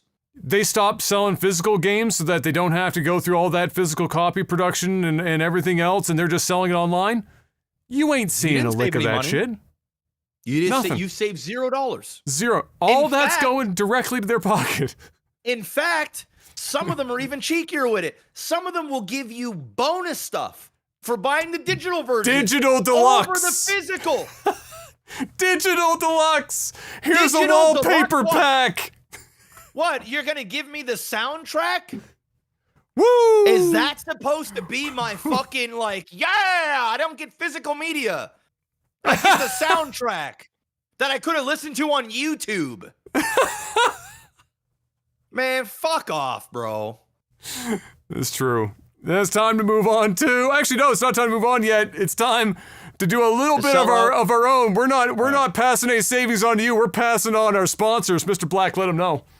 Well, there's only one. First off, it's patreon.com/legtv. Head on over there. Throw money at the screen. Number 2 is NordVPN. If you guys are in the market for a virtual private network, click on our link in the description of this video. If you're listening to this on our RSS feed, you can go to nordvpn.com/OTT. Promo code should already be automatically applied when you go to that specific link, so you can get your savings. When you get a 2-year subscription, you get 4 extra months on top of that, bringing the price down to just a few dollars a month, or, as we said earlier, less than half a cup of coffee. Half than a grande cinnamon dolce latte a month. It's getting lower. And I'm not exaggerating. It is getting lower. I mean, come 2026, we'll be like, it's a sip of coffee. It's less than a sip of coffee from Starbucks. That's how expensive they're getting. But you know what doesn't get more expensive? NordVPN. You know what does stay at a high discount? That promo code OTT. All right? Head on over there. Get yourself the subscription. Stay safe. Stay anonymous on the internet. Watch different regions of Netflix and other streaming services at the click of a button. Watch region block content. Use it on your iPhone, your Android, your Mac, your PC, your laptop, your smart TV. They've got an app virtually for everything. You can stream on these servers, game and stream at the same time. They're safe to use, easy to use, and a 30-day money-back guarantee. Don't like the service for whatever reason, within 30 days, get a full refund, no questions asked. It's that simple. Head on over there, nordvpn.com/OTT. Masterfully done, Mr. Black. Thank you. And now it's time for... Movies and TV. Vince McMahon! I'm sure you've seen this as you're heavy into the MMA side, so the TKO group would be on your timeline, and so Vince McMahon is out! He's off the board, he's out on the streets! And by streets, I mean in his multi-billion-dollar mansion, where he's made so much money that none of this matters anyway, unless he gets put in jail, but he's also like 78 years old, so I just still don't know if it matters all that much. Nevertheless, Vince McMahon is out of the TKO group after a significant new filing from the original woman who had reported his degeneracy, and I'm calling it degeneracy because I'm gonna keep it a buck. It's fucking degeneracy. A few years ago, was released via the Wall Street Journal and outlined some completely wild shit, and I say shit literally. So if you don't know what happened here, a few years ago, Vinnie Mac got called for several let's just stick with degeneracy. He was being a fucking filthy degenerate, and he got called out on it, and it was actually causing problems when he was trying to sell the company, amongst other things. And so what did he do in order to speed that process up? Well, he settled outside of court, and he just paid out some $12 million in hush money to make all this go away so that the sale of the company could go through and they could move on with all these other things that he was trying to accomplish with the WWE. Fast forward a few years, and the original woman that kickstarted that whole thing back in the day came back out and said, you know what? I actually got a lot more that didn't make it out the first time, and I'm bringing it because the NDA that she signed was under the, during that period of time, the hush money period, was under the pretense that she'd be paid $3 million, of which Vince McMahon paid $1 million and then stopped paying. And so she said, he fucked up. Guess what, motherfucker? That's a $2 million fuck up of the century.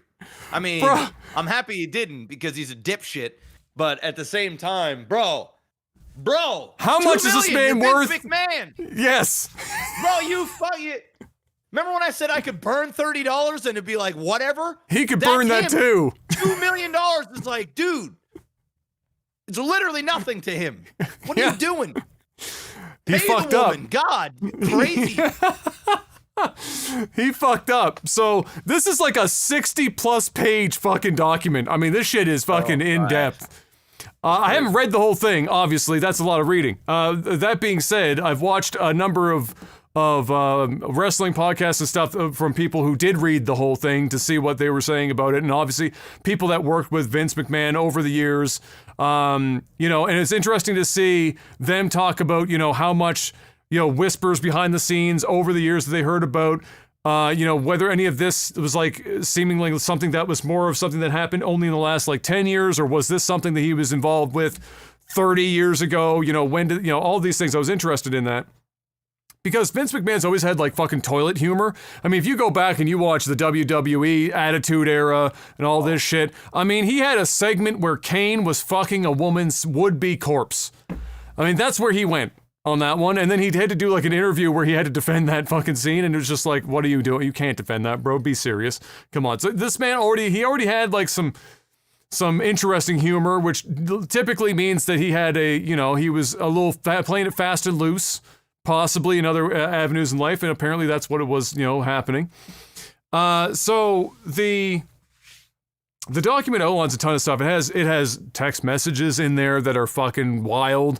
It unfortunately, for some other guys, implicates a couple of other people, including what appears to be an implication for Brock Lesnar that he definitely didn't want to have in this whole thing. That's going to be. I don't know how it's going to play out. Why didn't you pay the $2 million, bro? Why didn't you pay the extra $2 million? Why'd you have to pay somebody off and not pay them off? How do you do that? How do you you make the mental calculation. I've got a $5 billion deal coming, and in order for me to make sure this goes through, and then we get through the rest of like the 10 years of my life before I'm in the ground, and make sure that my legacy and my father and grandfather's legacies aren't completely fucking massacred because I'm a degenerate, I just need to spend $2 million. And all of this is protected, and nobody needs to know just how much of a fucking degenerate I am.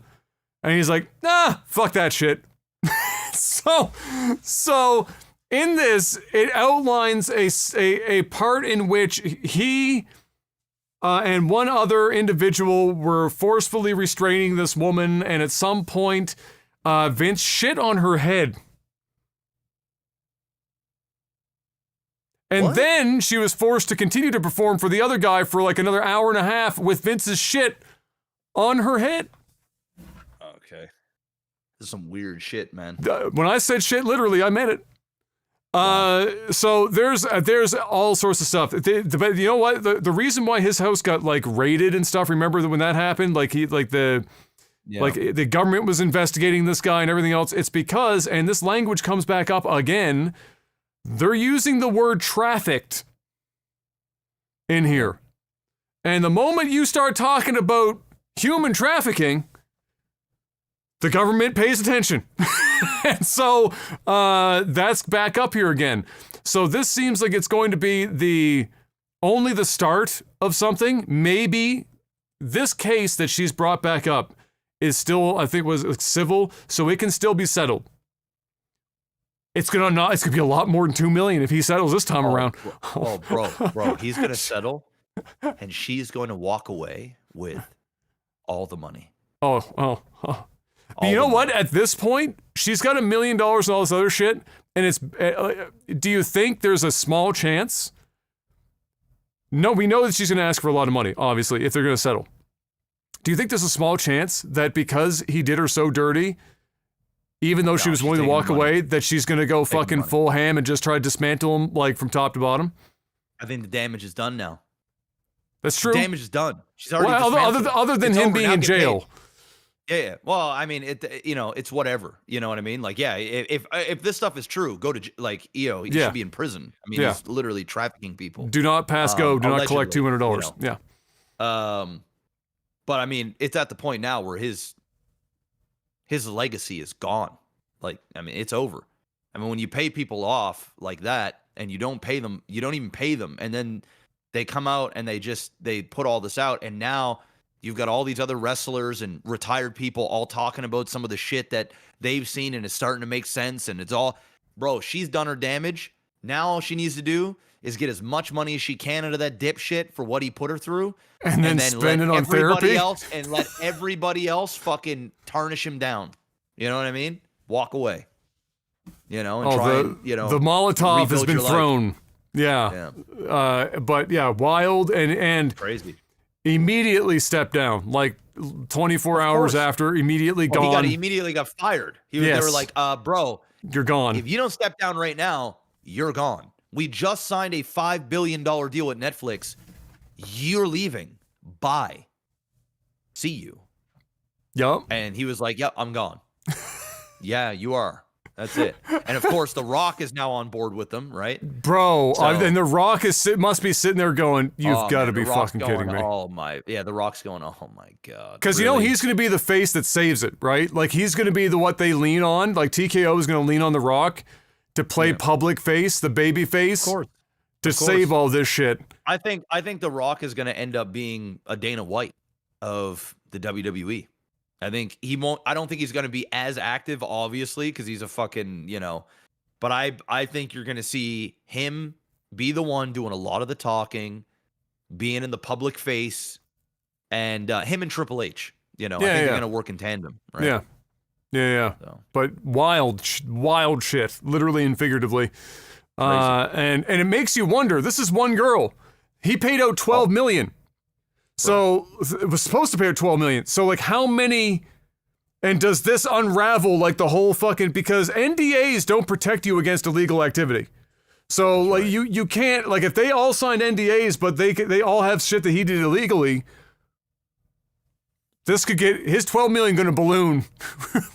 Real quick, right? So if he's got if he got to spend a quick $100 million, he's gonna do it. What do you think? Before we move on, what's your ballpark on what this payout's going to be at the end when this all is said and done? If they do settle, if all this settles, what do you think is going to cost them? I think she'll probably get another $7-8 million. I think she'll probably get that. I think there's going to be a lot more people that are going to come up if this stuff is true, right? Yeah. I don't know. Right? Because my God, to bring this back up after you've already done it once, you have to imagine it's true. That's a lot of. You're going up against a billionaire.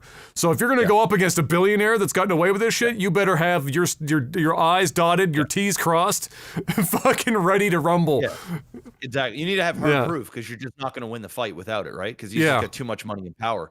But do I think he's capable of doing some weird dumb shit like this from seeing who he is, the industry he's in? Absolutely I can. Yeah. Has he done it? I don't know. Right. That's for the court to decide. Yeah. But at the end of the day, do I believe this lady? I do. I do at face value. Yeah. But they have to, the burden of them is to prove. Yeah. What happened. But I didn't read any things. I don't know. But it's crazy. It's crazy. It's fucking nutty. You remember how the WWE used to be in the Attitude Era, man? Some wild shit. Wild shit, bro. Oh. Wild shit. So and he defended it all in a million different interviews, and like his Playboy interview was fucking weird, and like so like there, you know, would it surprise me?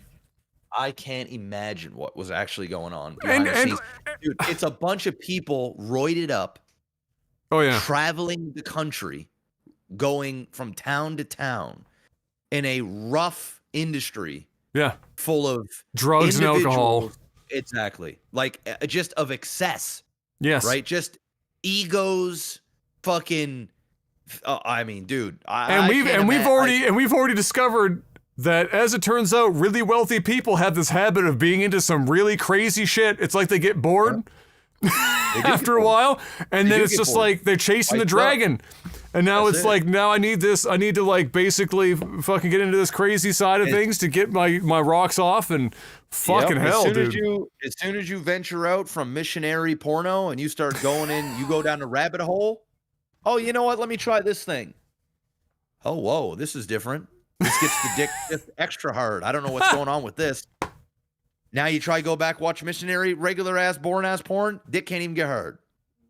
Fucks you right Dick up. Can't even get hard. Before you know it, you're shitting on your intern's head. That's it. Sometimes you do what you got to do. I mean, just preferably with somebody that wants you to shit on their head. You know what the craziest part about that is, unfortunately? You don't force people to do this shit. Is that the timeline for this? The timeline for this is like only 3 years ago or 2 years ago. That's crazy. Which means he was like 74. That's crazy. That's so sick, dude. That's so gross. That's fucking nasty, man. No, thank you. Fucking hell. That is fucking nasty, bro. Absolutely wild. But yeah, we'll wait and see. We'll see what comes out of this whole situation, but we'll have to wait and see what that is. Pharrell Williams has decided it's about time he does a biopic on his life, and apparently he's decided that he's going to do it using Lego. So he's partnered with Lego. They're going to do the whole thing, I guess, in Lego style for this biopic. Why? I don't know. It's Pharrell Williams. He's a bit of an artsy guy. I guess he just decided, fuck it, Lego. And then it's set to be directed by Morgan Neville, who is the guy who headed up the docs for Mr. Rogers and Anthony Bourdain, among others. So it's a well-known and respected documentary filmmaker. And so it's sounds like it will be interesting. I don't know if I personally am invested enough in Pharrell Williams to watch it, but you know what? Fuck it, Lego. Why not? Lego. What is Pharrell Williams? What is he doing? Is he producing now? Is he like exclusive producing, or what the fuck is Pharrell Williams doing? I don't follow Pharrell Williams. I honestly haven't heard his name until today when I read that. I can't remember the last time I heard Pharrell Williams' name. Still doing some shit, you know. Yeah, it's Pharrell. Yeah, that's true. Talented guy, for sure. Oh yeah. And lastly, someone had a. This is my description of this. Someone had a dream, probably, and this is on acid. Someone had a dream about combining Inglourious Bastards with the League of Extraordinary Gentlemen, it seems, as the Ministry of Ungentlemanly Warfare got a trailer this week, showing the headlining Henry Cavill in some sort of fucking mad lad role that kind of sort of resembles the, Brad Pitt's character from Inglourious Bastards.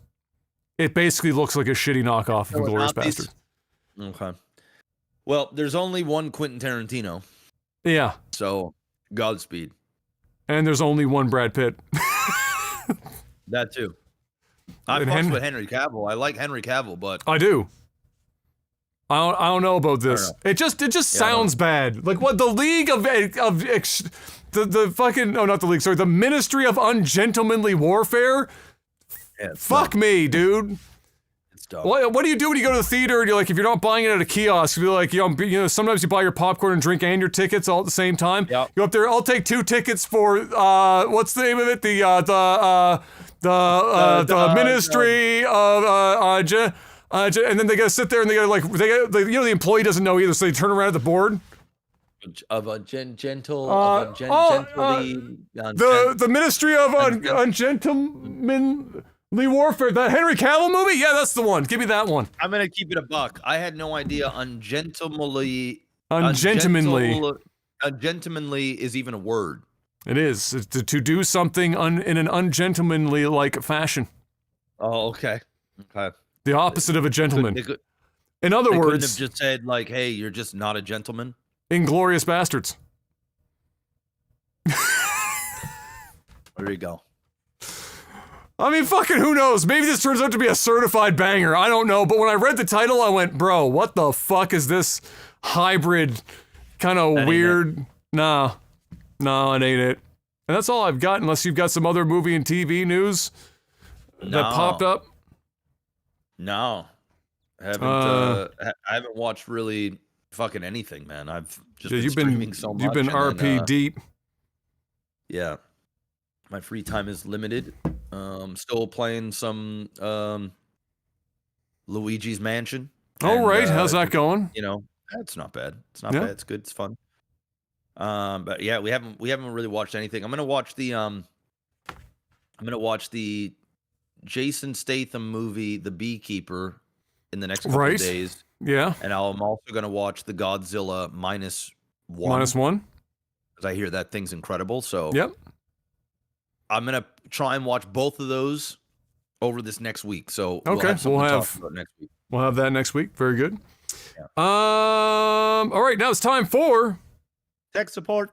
Patreon.com/LagTV is the place to go if you want to financially support the podcast, and of course the StarCraft content now as well gets kind of shoehorned into that mix. And so if you want to go on over there, $5 or more a month gets you a couple of perks, but chiefly, we're going to be keeping it honest with you. Chiefly, you get to ask us questions each and every week here on the segment we call Tech Support. I put up a post on the Patreon page before the podcast each week called Tech Support, and then the week number of the podcast that you can click on and ask us your questions in the comments, and we give you answers in the time that we have. Let's see what we got this week. David says, my students are arguing about getting 0.5 mark differences on an assignment that is out of 93. I mean, I act surprised, but I definitely, when we were in school, I definitely knew people that were arguing for 0.5, 100%. What's the thing that you fought the most hard for that ultimately led to little return on investment? That's a good spin out, right? Yeah, like 0.5. Definitely not anything schooling related. You never did one of those? Like maybe you were like right on the pass-fail line and you were like, please, like let me, like fucking just fighting I'm sure for that. It's happened, but I just don't remember it. Yeah. I just don't remember it. Yeah, I actually don't even have an answer for this question. Oh, well, it doesn't have to be school related. I think it's just like, what did you do that, like, what did you, because the ultimate question is like, what have you fought the hardest for that ultimately led to like little or no return on investment? Meaning like you didn't get a lot for how much you put in.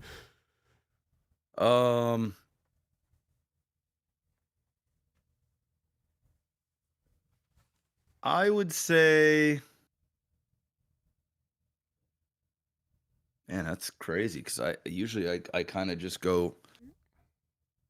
I don't know. You answer first. Let me think. I'm thinking I had something that left my mind.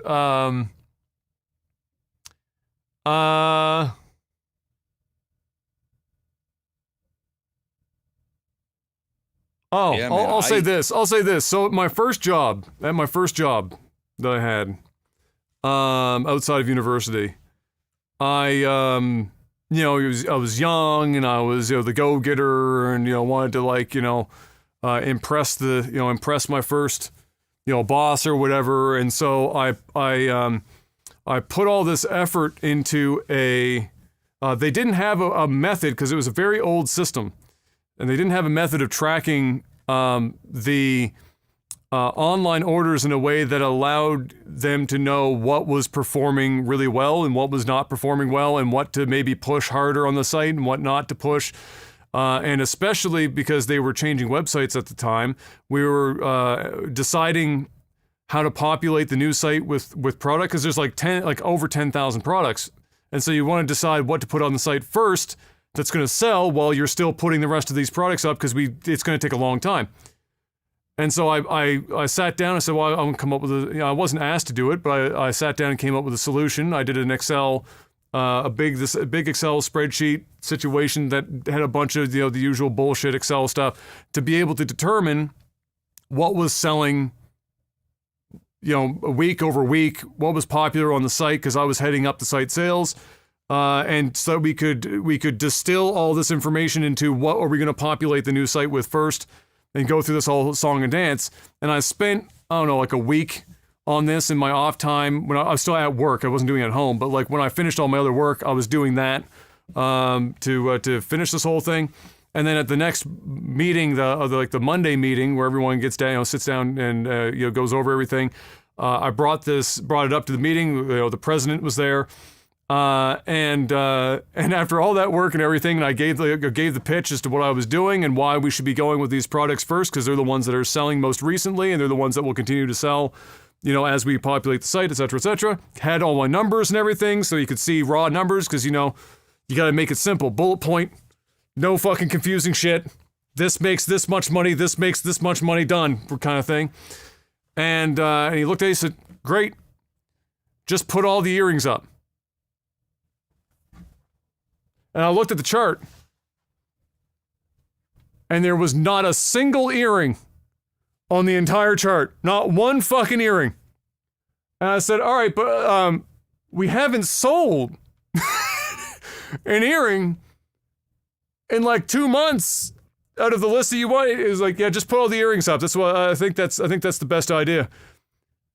And I was just like sitting there, I'm thinking, and it was my first time. That was your first job, first whatever. And I realized, don't put more effort in. Don't do it. Just do exactly what you're asked. Gen Z's got it. My contract says 9 to 5. Don't ask me to come in for a meeting at 8. It's not going to happen.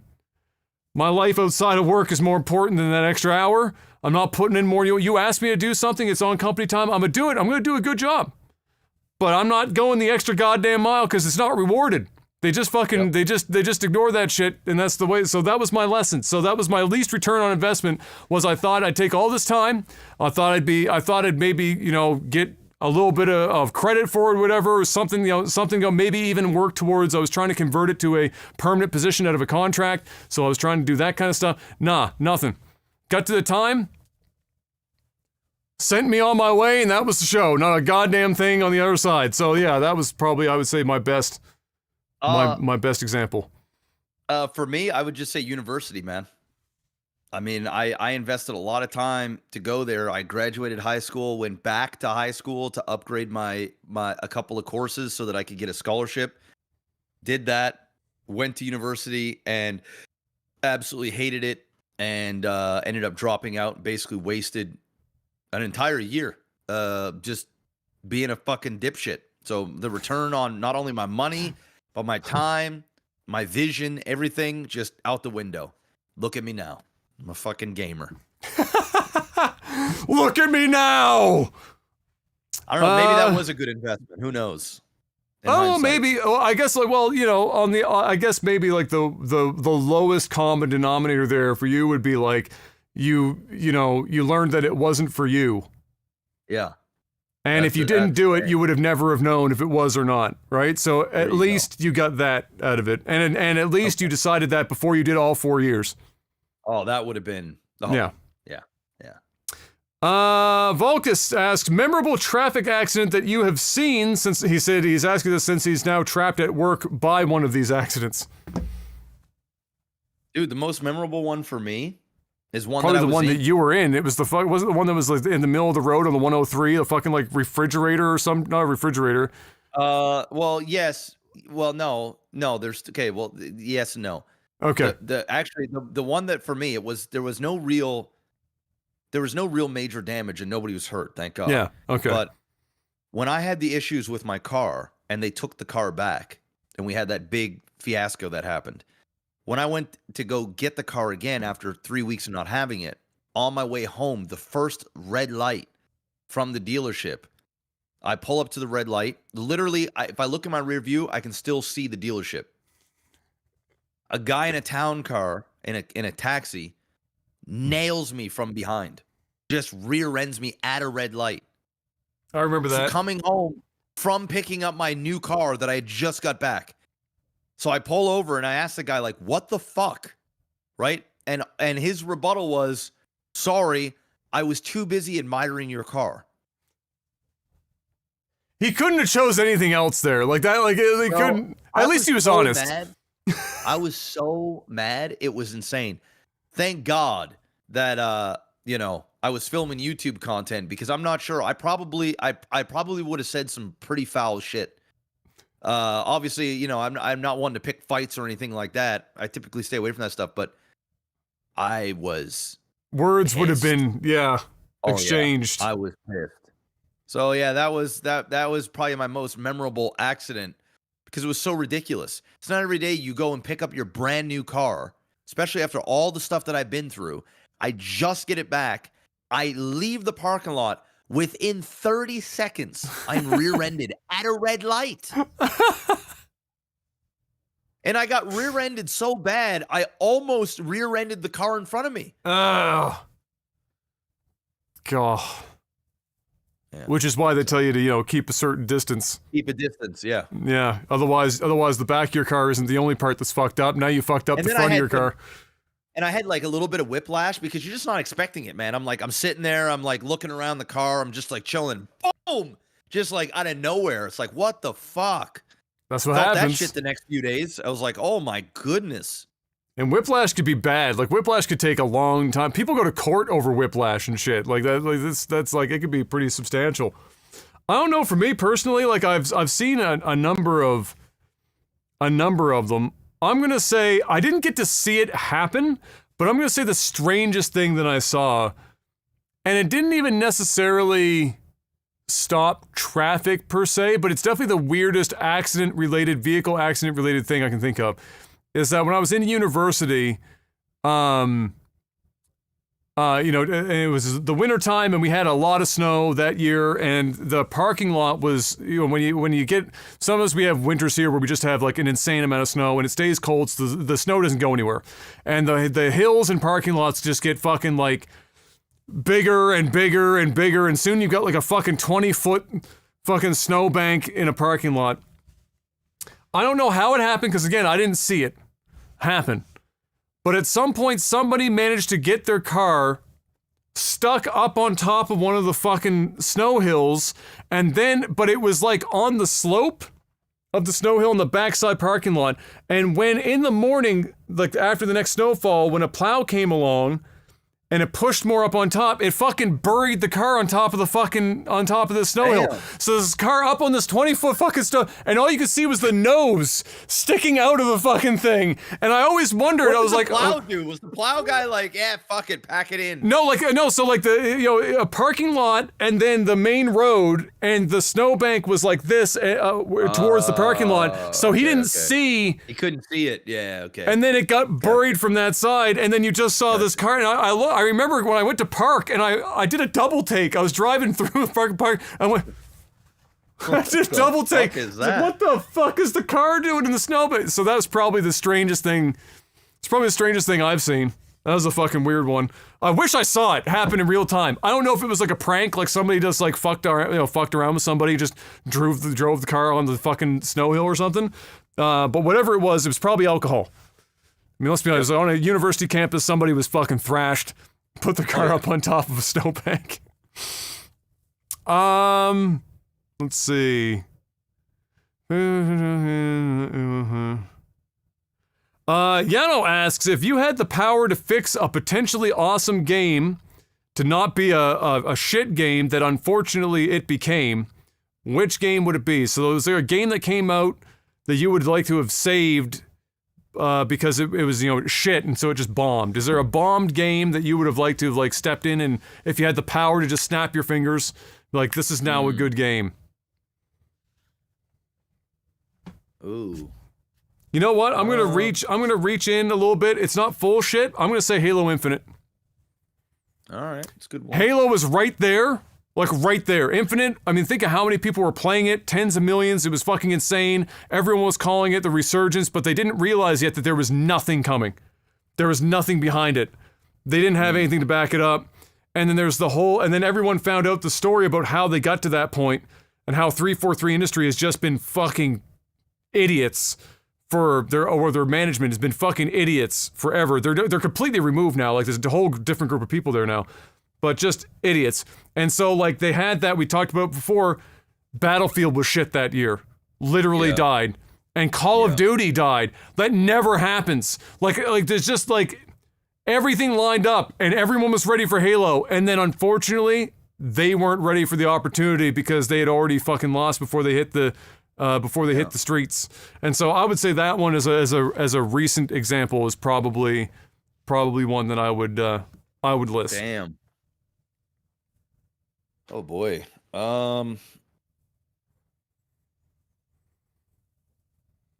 You know what? I'm gonna say Overwatch 2. Ooh.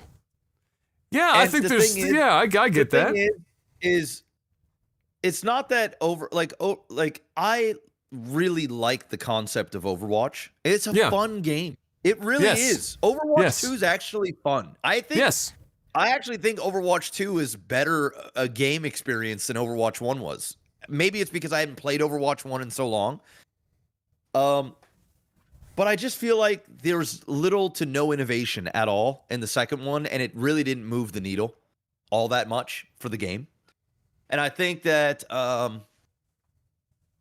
it's one of those Blizzard games that like I kind of rooting for silently, but it just continues to just not do what it should do. So and I'm also picking that because I can't really think of any other games right now off the top of my head. Yeah. But I think like Overwatch 2, it had so much potential. And it's not a dead game, but it's not like it's not what it should be. It feels like it should be.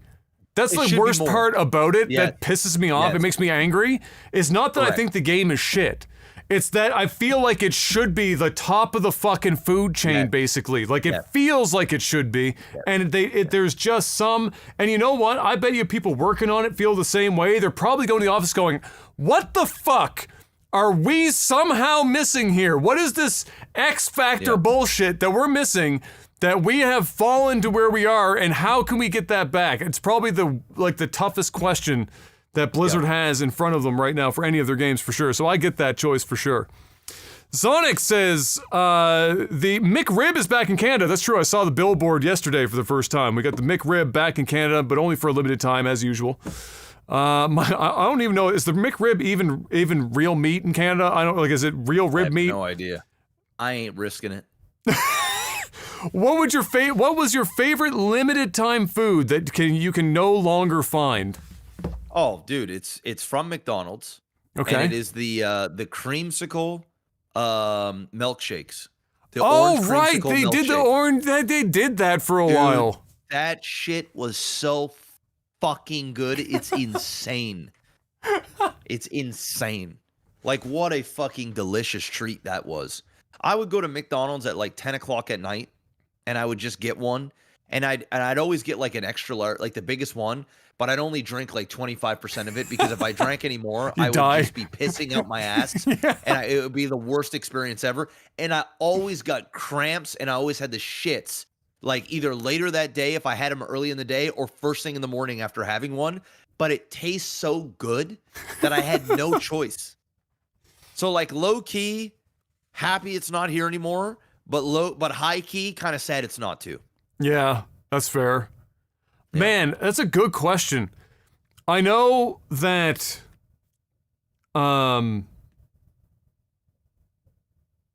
man, I'll say, I guess I've got like, one that isn't anymore, but it used to be.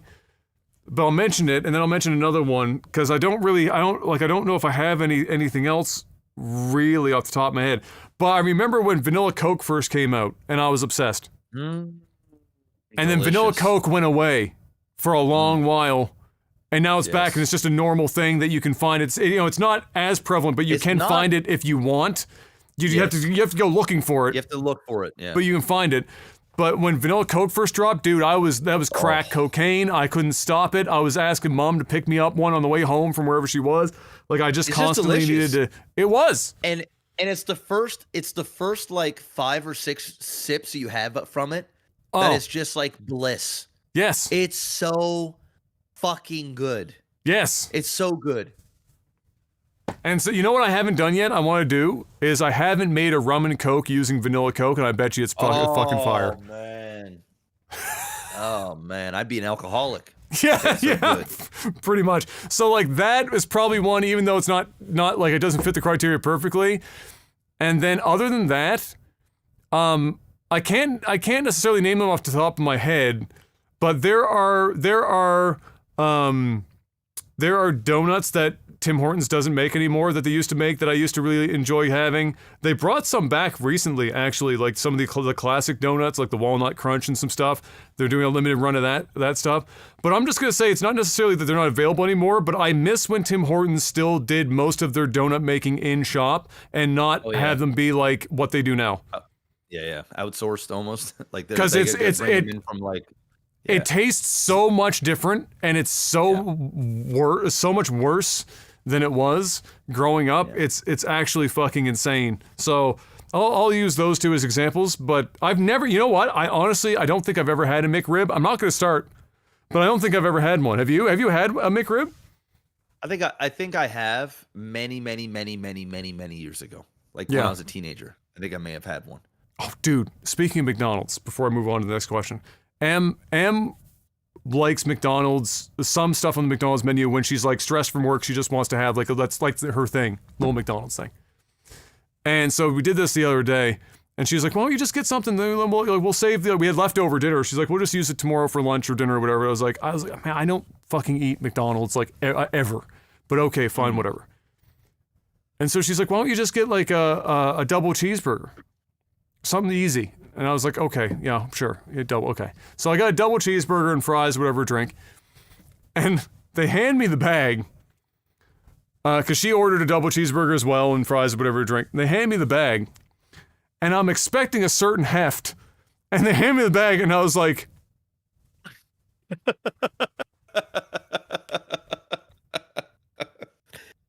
this feels light.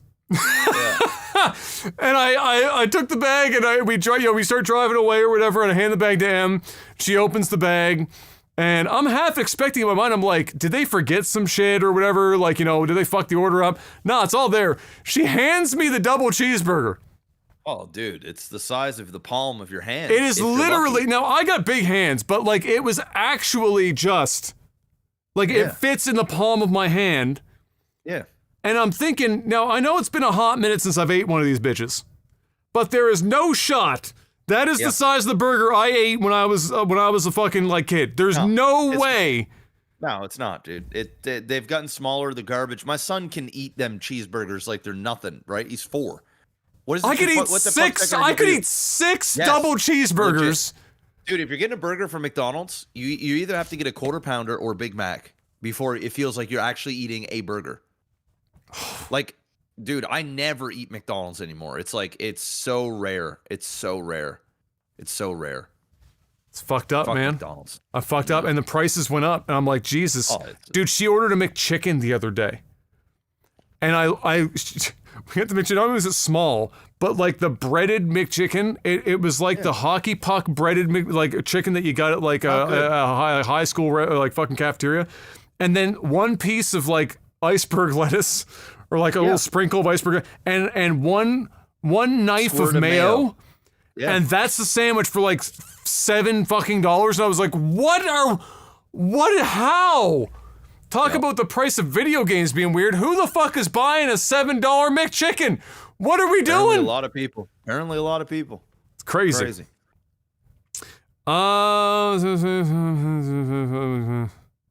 Jackie asks, you two just got an invitation to go to space and stay at the International Space Station for free. Would you do it?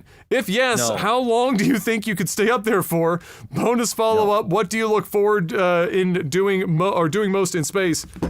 No, it's a big no for me, dog. If I was like old, give me nothing left to live for. If I'm 70 plus, I'm gone. I'll do it. Right now, no, man. You can't be taking those types of risks. Like, I'm sorry. You ain't strapping me. I got too many dependents. You ain't strapping me to a fucking rocket and shooting me into space. I don't care if the ride's free. It would be an amazing experience. Don't get me wrong. It's not that I do it out of fear for going to space, but it would be like, dude, I can actually die doing this. Like, this ain't, This ain't taking a drive, down the road. No. I mean, dude, I sold my motorcycle when my son was born. You know what I'm saying? Like, if I'm selling a motorcycle, I ain't getting on a rocket ship and going to fucking going. Let me ask this: if you knew there was no risk involved, do you think you'd do it? And how long do you think you'd last at the space station if you could go without risks of like on the way there and back? I think I could do 3 days, 3 to 5 days. Yeah. I think that's about where I would do. Probably 3 to 5 days would be like about where I'd start to be like, all right, I'm ready to go back to Earth. I'm ready to go back to Earth now. Yeah. But yeah, there's no risk. If there's no risk and it's like guaranteed, I can go there. Sure. It's the same thing. It's the same thing with like going down to see the Titanic. You know what I'm saying? Yeah. If there is no risk, none. It's like 100%. There isn't a fucking chance. I think it would take some courage for sure. I think that the underwater thing would be far less appealing. Yeah. And then, just there's something about complete pitch darkness I think it'd just be more fun to go into space on a rocket than it would be to slowly go down to the bottom of the ocean. But I could do 3 days. I think 3 days would be like a good time in space. Yeah. What else are you going to do in space? Well, I mean, I think like trying to like test things out, right? Because stuff in no gravity, like what are you gonna do? I think all that stuff's already been done on video, like everything that you could think of. We've already we've done that stuff that I would be able to think of anyway. But I think it'd be kind of cool. I would be down for also if it was low risk, even just doing what they've been doing with all the billionaires sending people to like low orbit. That would be a very cool experience as well for similar reasons. And you don't have to be there for 5 days. We've done that a couple times. Jubinator, what race does Jeff plan on playing in Stormgate? And Adam, are you going to play any of the 4 game modes in it? I don't know. I don't know what race I'm going to play yet. Haven't landed on anything yet? I haven't played 2 of the races. I've only ever played with the Vanguard. That's it. I know that there are actually when I had to get up earlier, my credit card this is twice now. First was with the desk that I ordered. Now it's with this. Oh no, it wasn't with the desk. It was with Twitter. Cause like I have the blue check mark. Right. And I pay yearly. It's like $120 a year or something. And, so they cut my credit card off because they're like, oh, did you do this? And then I called them. I'm like, yes, this is what yes, it was me. Okay. So they unblocked my card and they allowed me to do the transaction. The Kickstarter just finished for Stormgate. They went to go charge my credit card for the pledge I did, and they blocked my credit card again. So they're like, call us. So that's why I had to get up and call them. Like, guys, every time I use my credit card here, because it's my company credit card, and they're and I'm like, guys, I barely use this credit card. The times I use this credit card, I want a shit to go through because now I've got to go back. I've got to redo the thing. I got to call you. I got to sit on hold, wait for you guys to do this shit. It's ridiculous. I don't even know how I got there. M has one of her her only credit card is like that, where they just constantly block her shit like, all the time. What are you doing? Yeah, it's like, why? Like, I appreciate that you're trying to, stop fraud and whatnot, but like, there's come on. You don't need to block my card buying groceries. What the fuck are you doing? As for the question for me, do you plan on playing any of the 4 game modes in it? I don't know, man. Honestly, like, I was never an RTS guy to begin with. I'm probably going to play around with it a little bit, but it's not going to be a game that you're going to see me play for fucking like 8 hours a day or some shit. It is a lot like Frozen Throne, man. Yeah, so like it's much more of Frozen Throne than it is StarCraft. I think you're going to like this one. I think you're going to enjoy playing this one more than you did StarCraft. I do believe that's probably the case, but like I'm also not playing Warcraft right now when I could be. So it's just like, it's just that the genre itself is not something that has held my attention from a gameplay perspective. Just from a stress thing. Like I get stressed when I play RTS because I'm so hard on myself. So, that's why you don't see me play a lot of competitive games in general these days, because it's just like I've already got like almost no hair left. I gotta slow the fucking bus down. I'm fucking just Mr. Clean here pretty soon. But will I play it? Yes, almost guaranteed. But will it be something I'm playing all the time? And I don't know. And as for which game modes, I mean, let's let the game come out before I decide what game modes I'm gonna be playing when the time comes. Let's see, we've got one more in here, and then we'll go do some StarCraft. Mr. Black's got some meetings.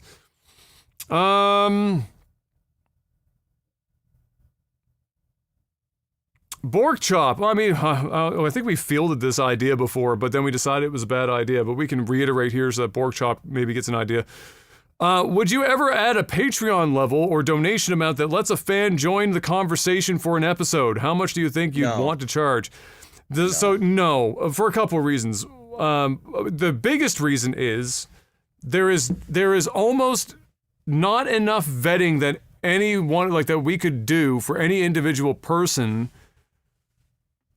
that we'd be able to do that and not have an incalculable risk as to whatever the fuck they could say while they have the floor, right? So it's not like having a known quantity where somebody brings on a known person from the industry, or it's not somebody that you personally know and have a relationship with, or a friend or something like that. You're bringing in somebody that you have that has no public facing anything really. And we don't know what their agenda is. We have no idea. Like, and the other thing is, it's just fucking weird, dude. What, you're gonna fucking pay us money to come hang out and talk with us? Like, that's just, I don't know, man. That feels it's weird. To me.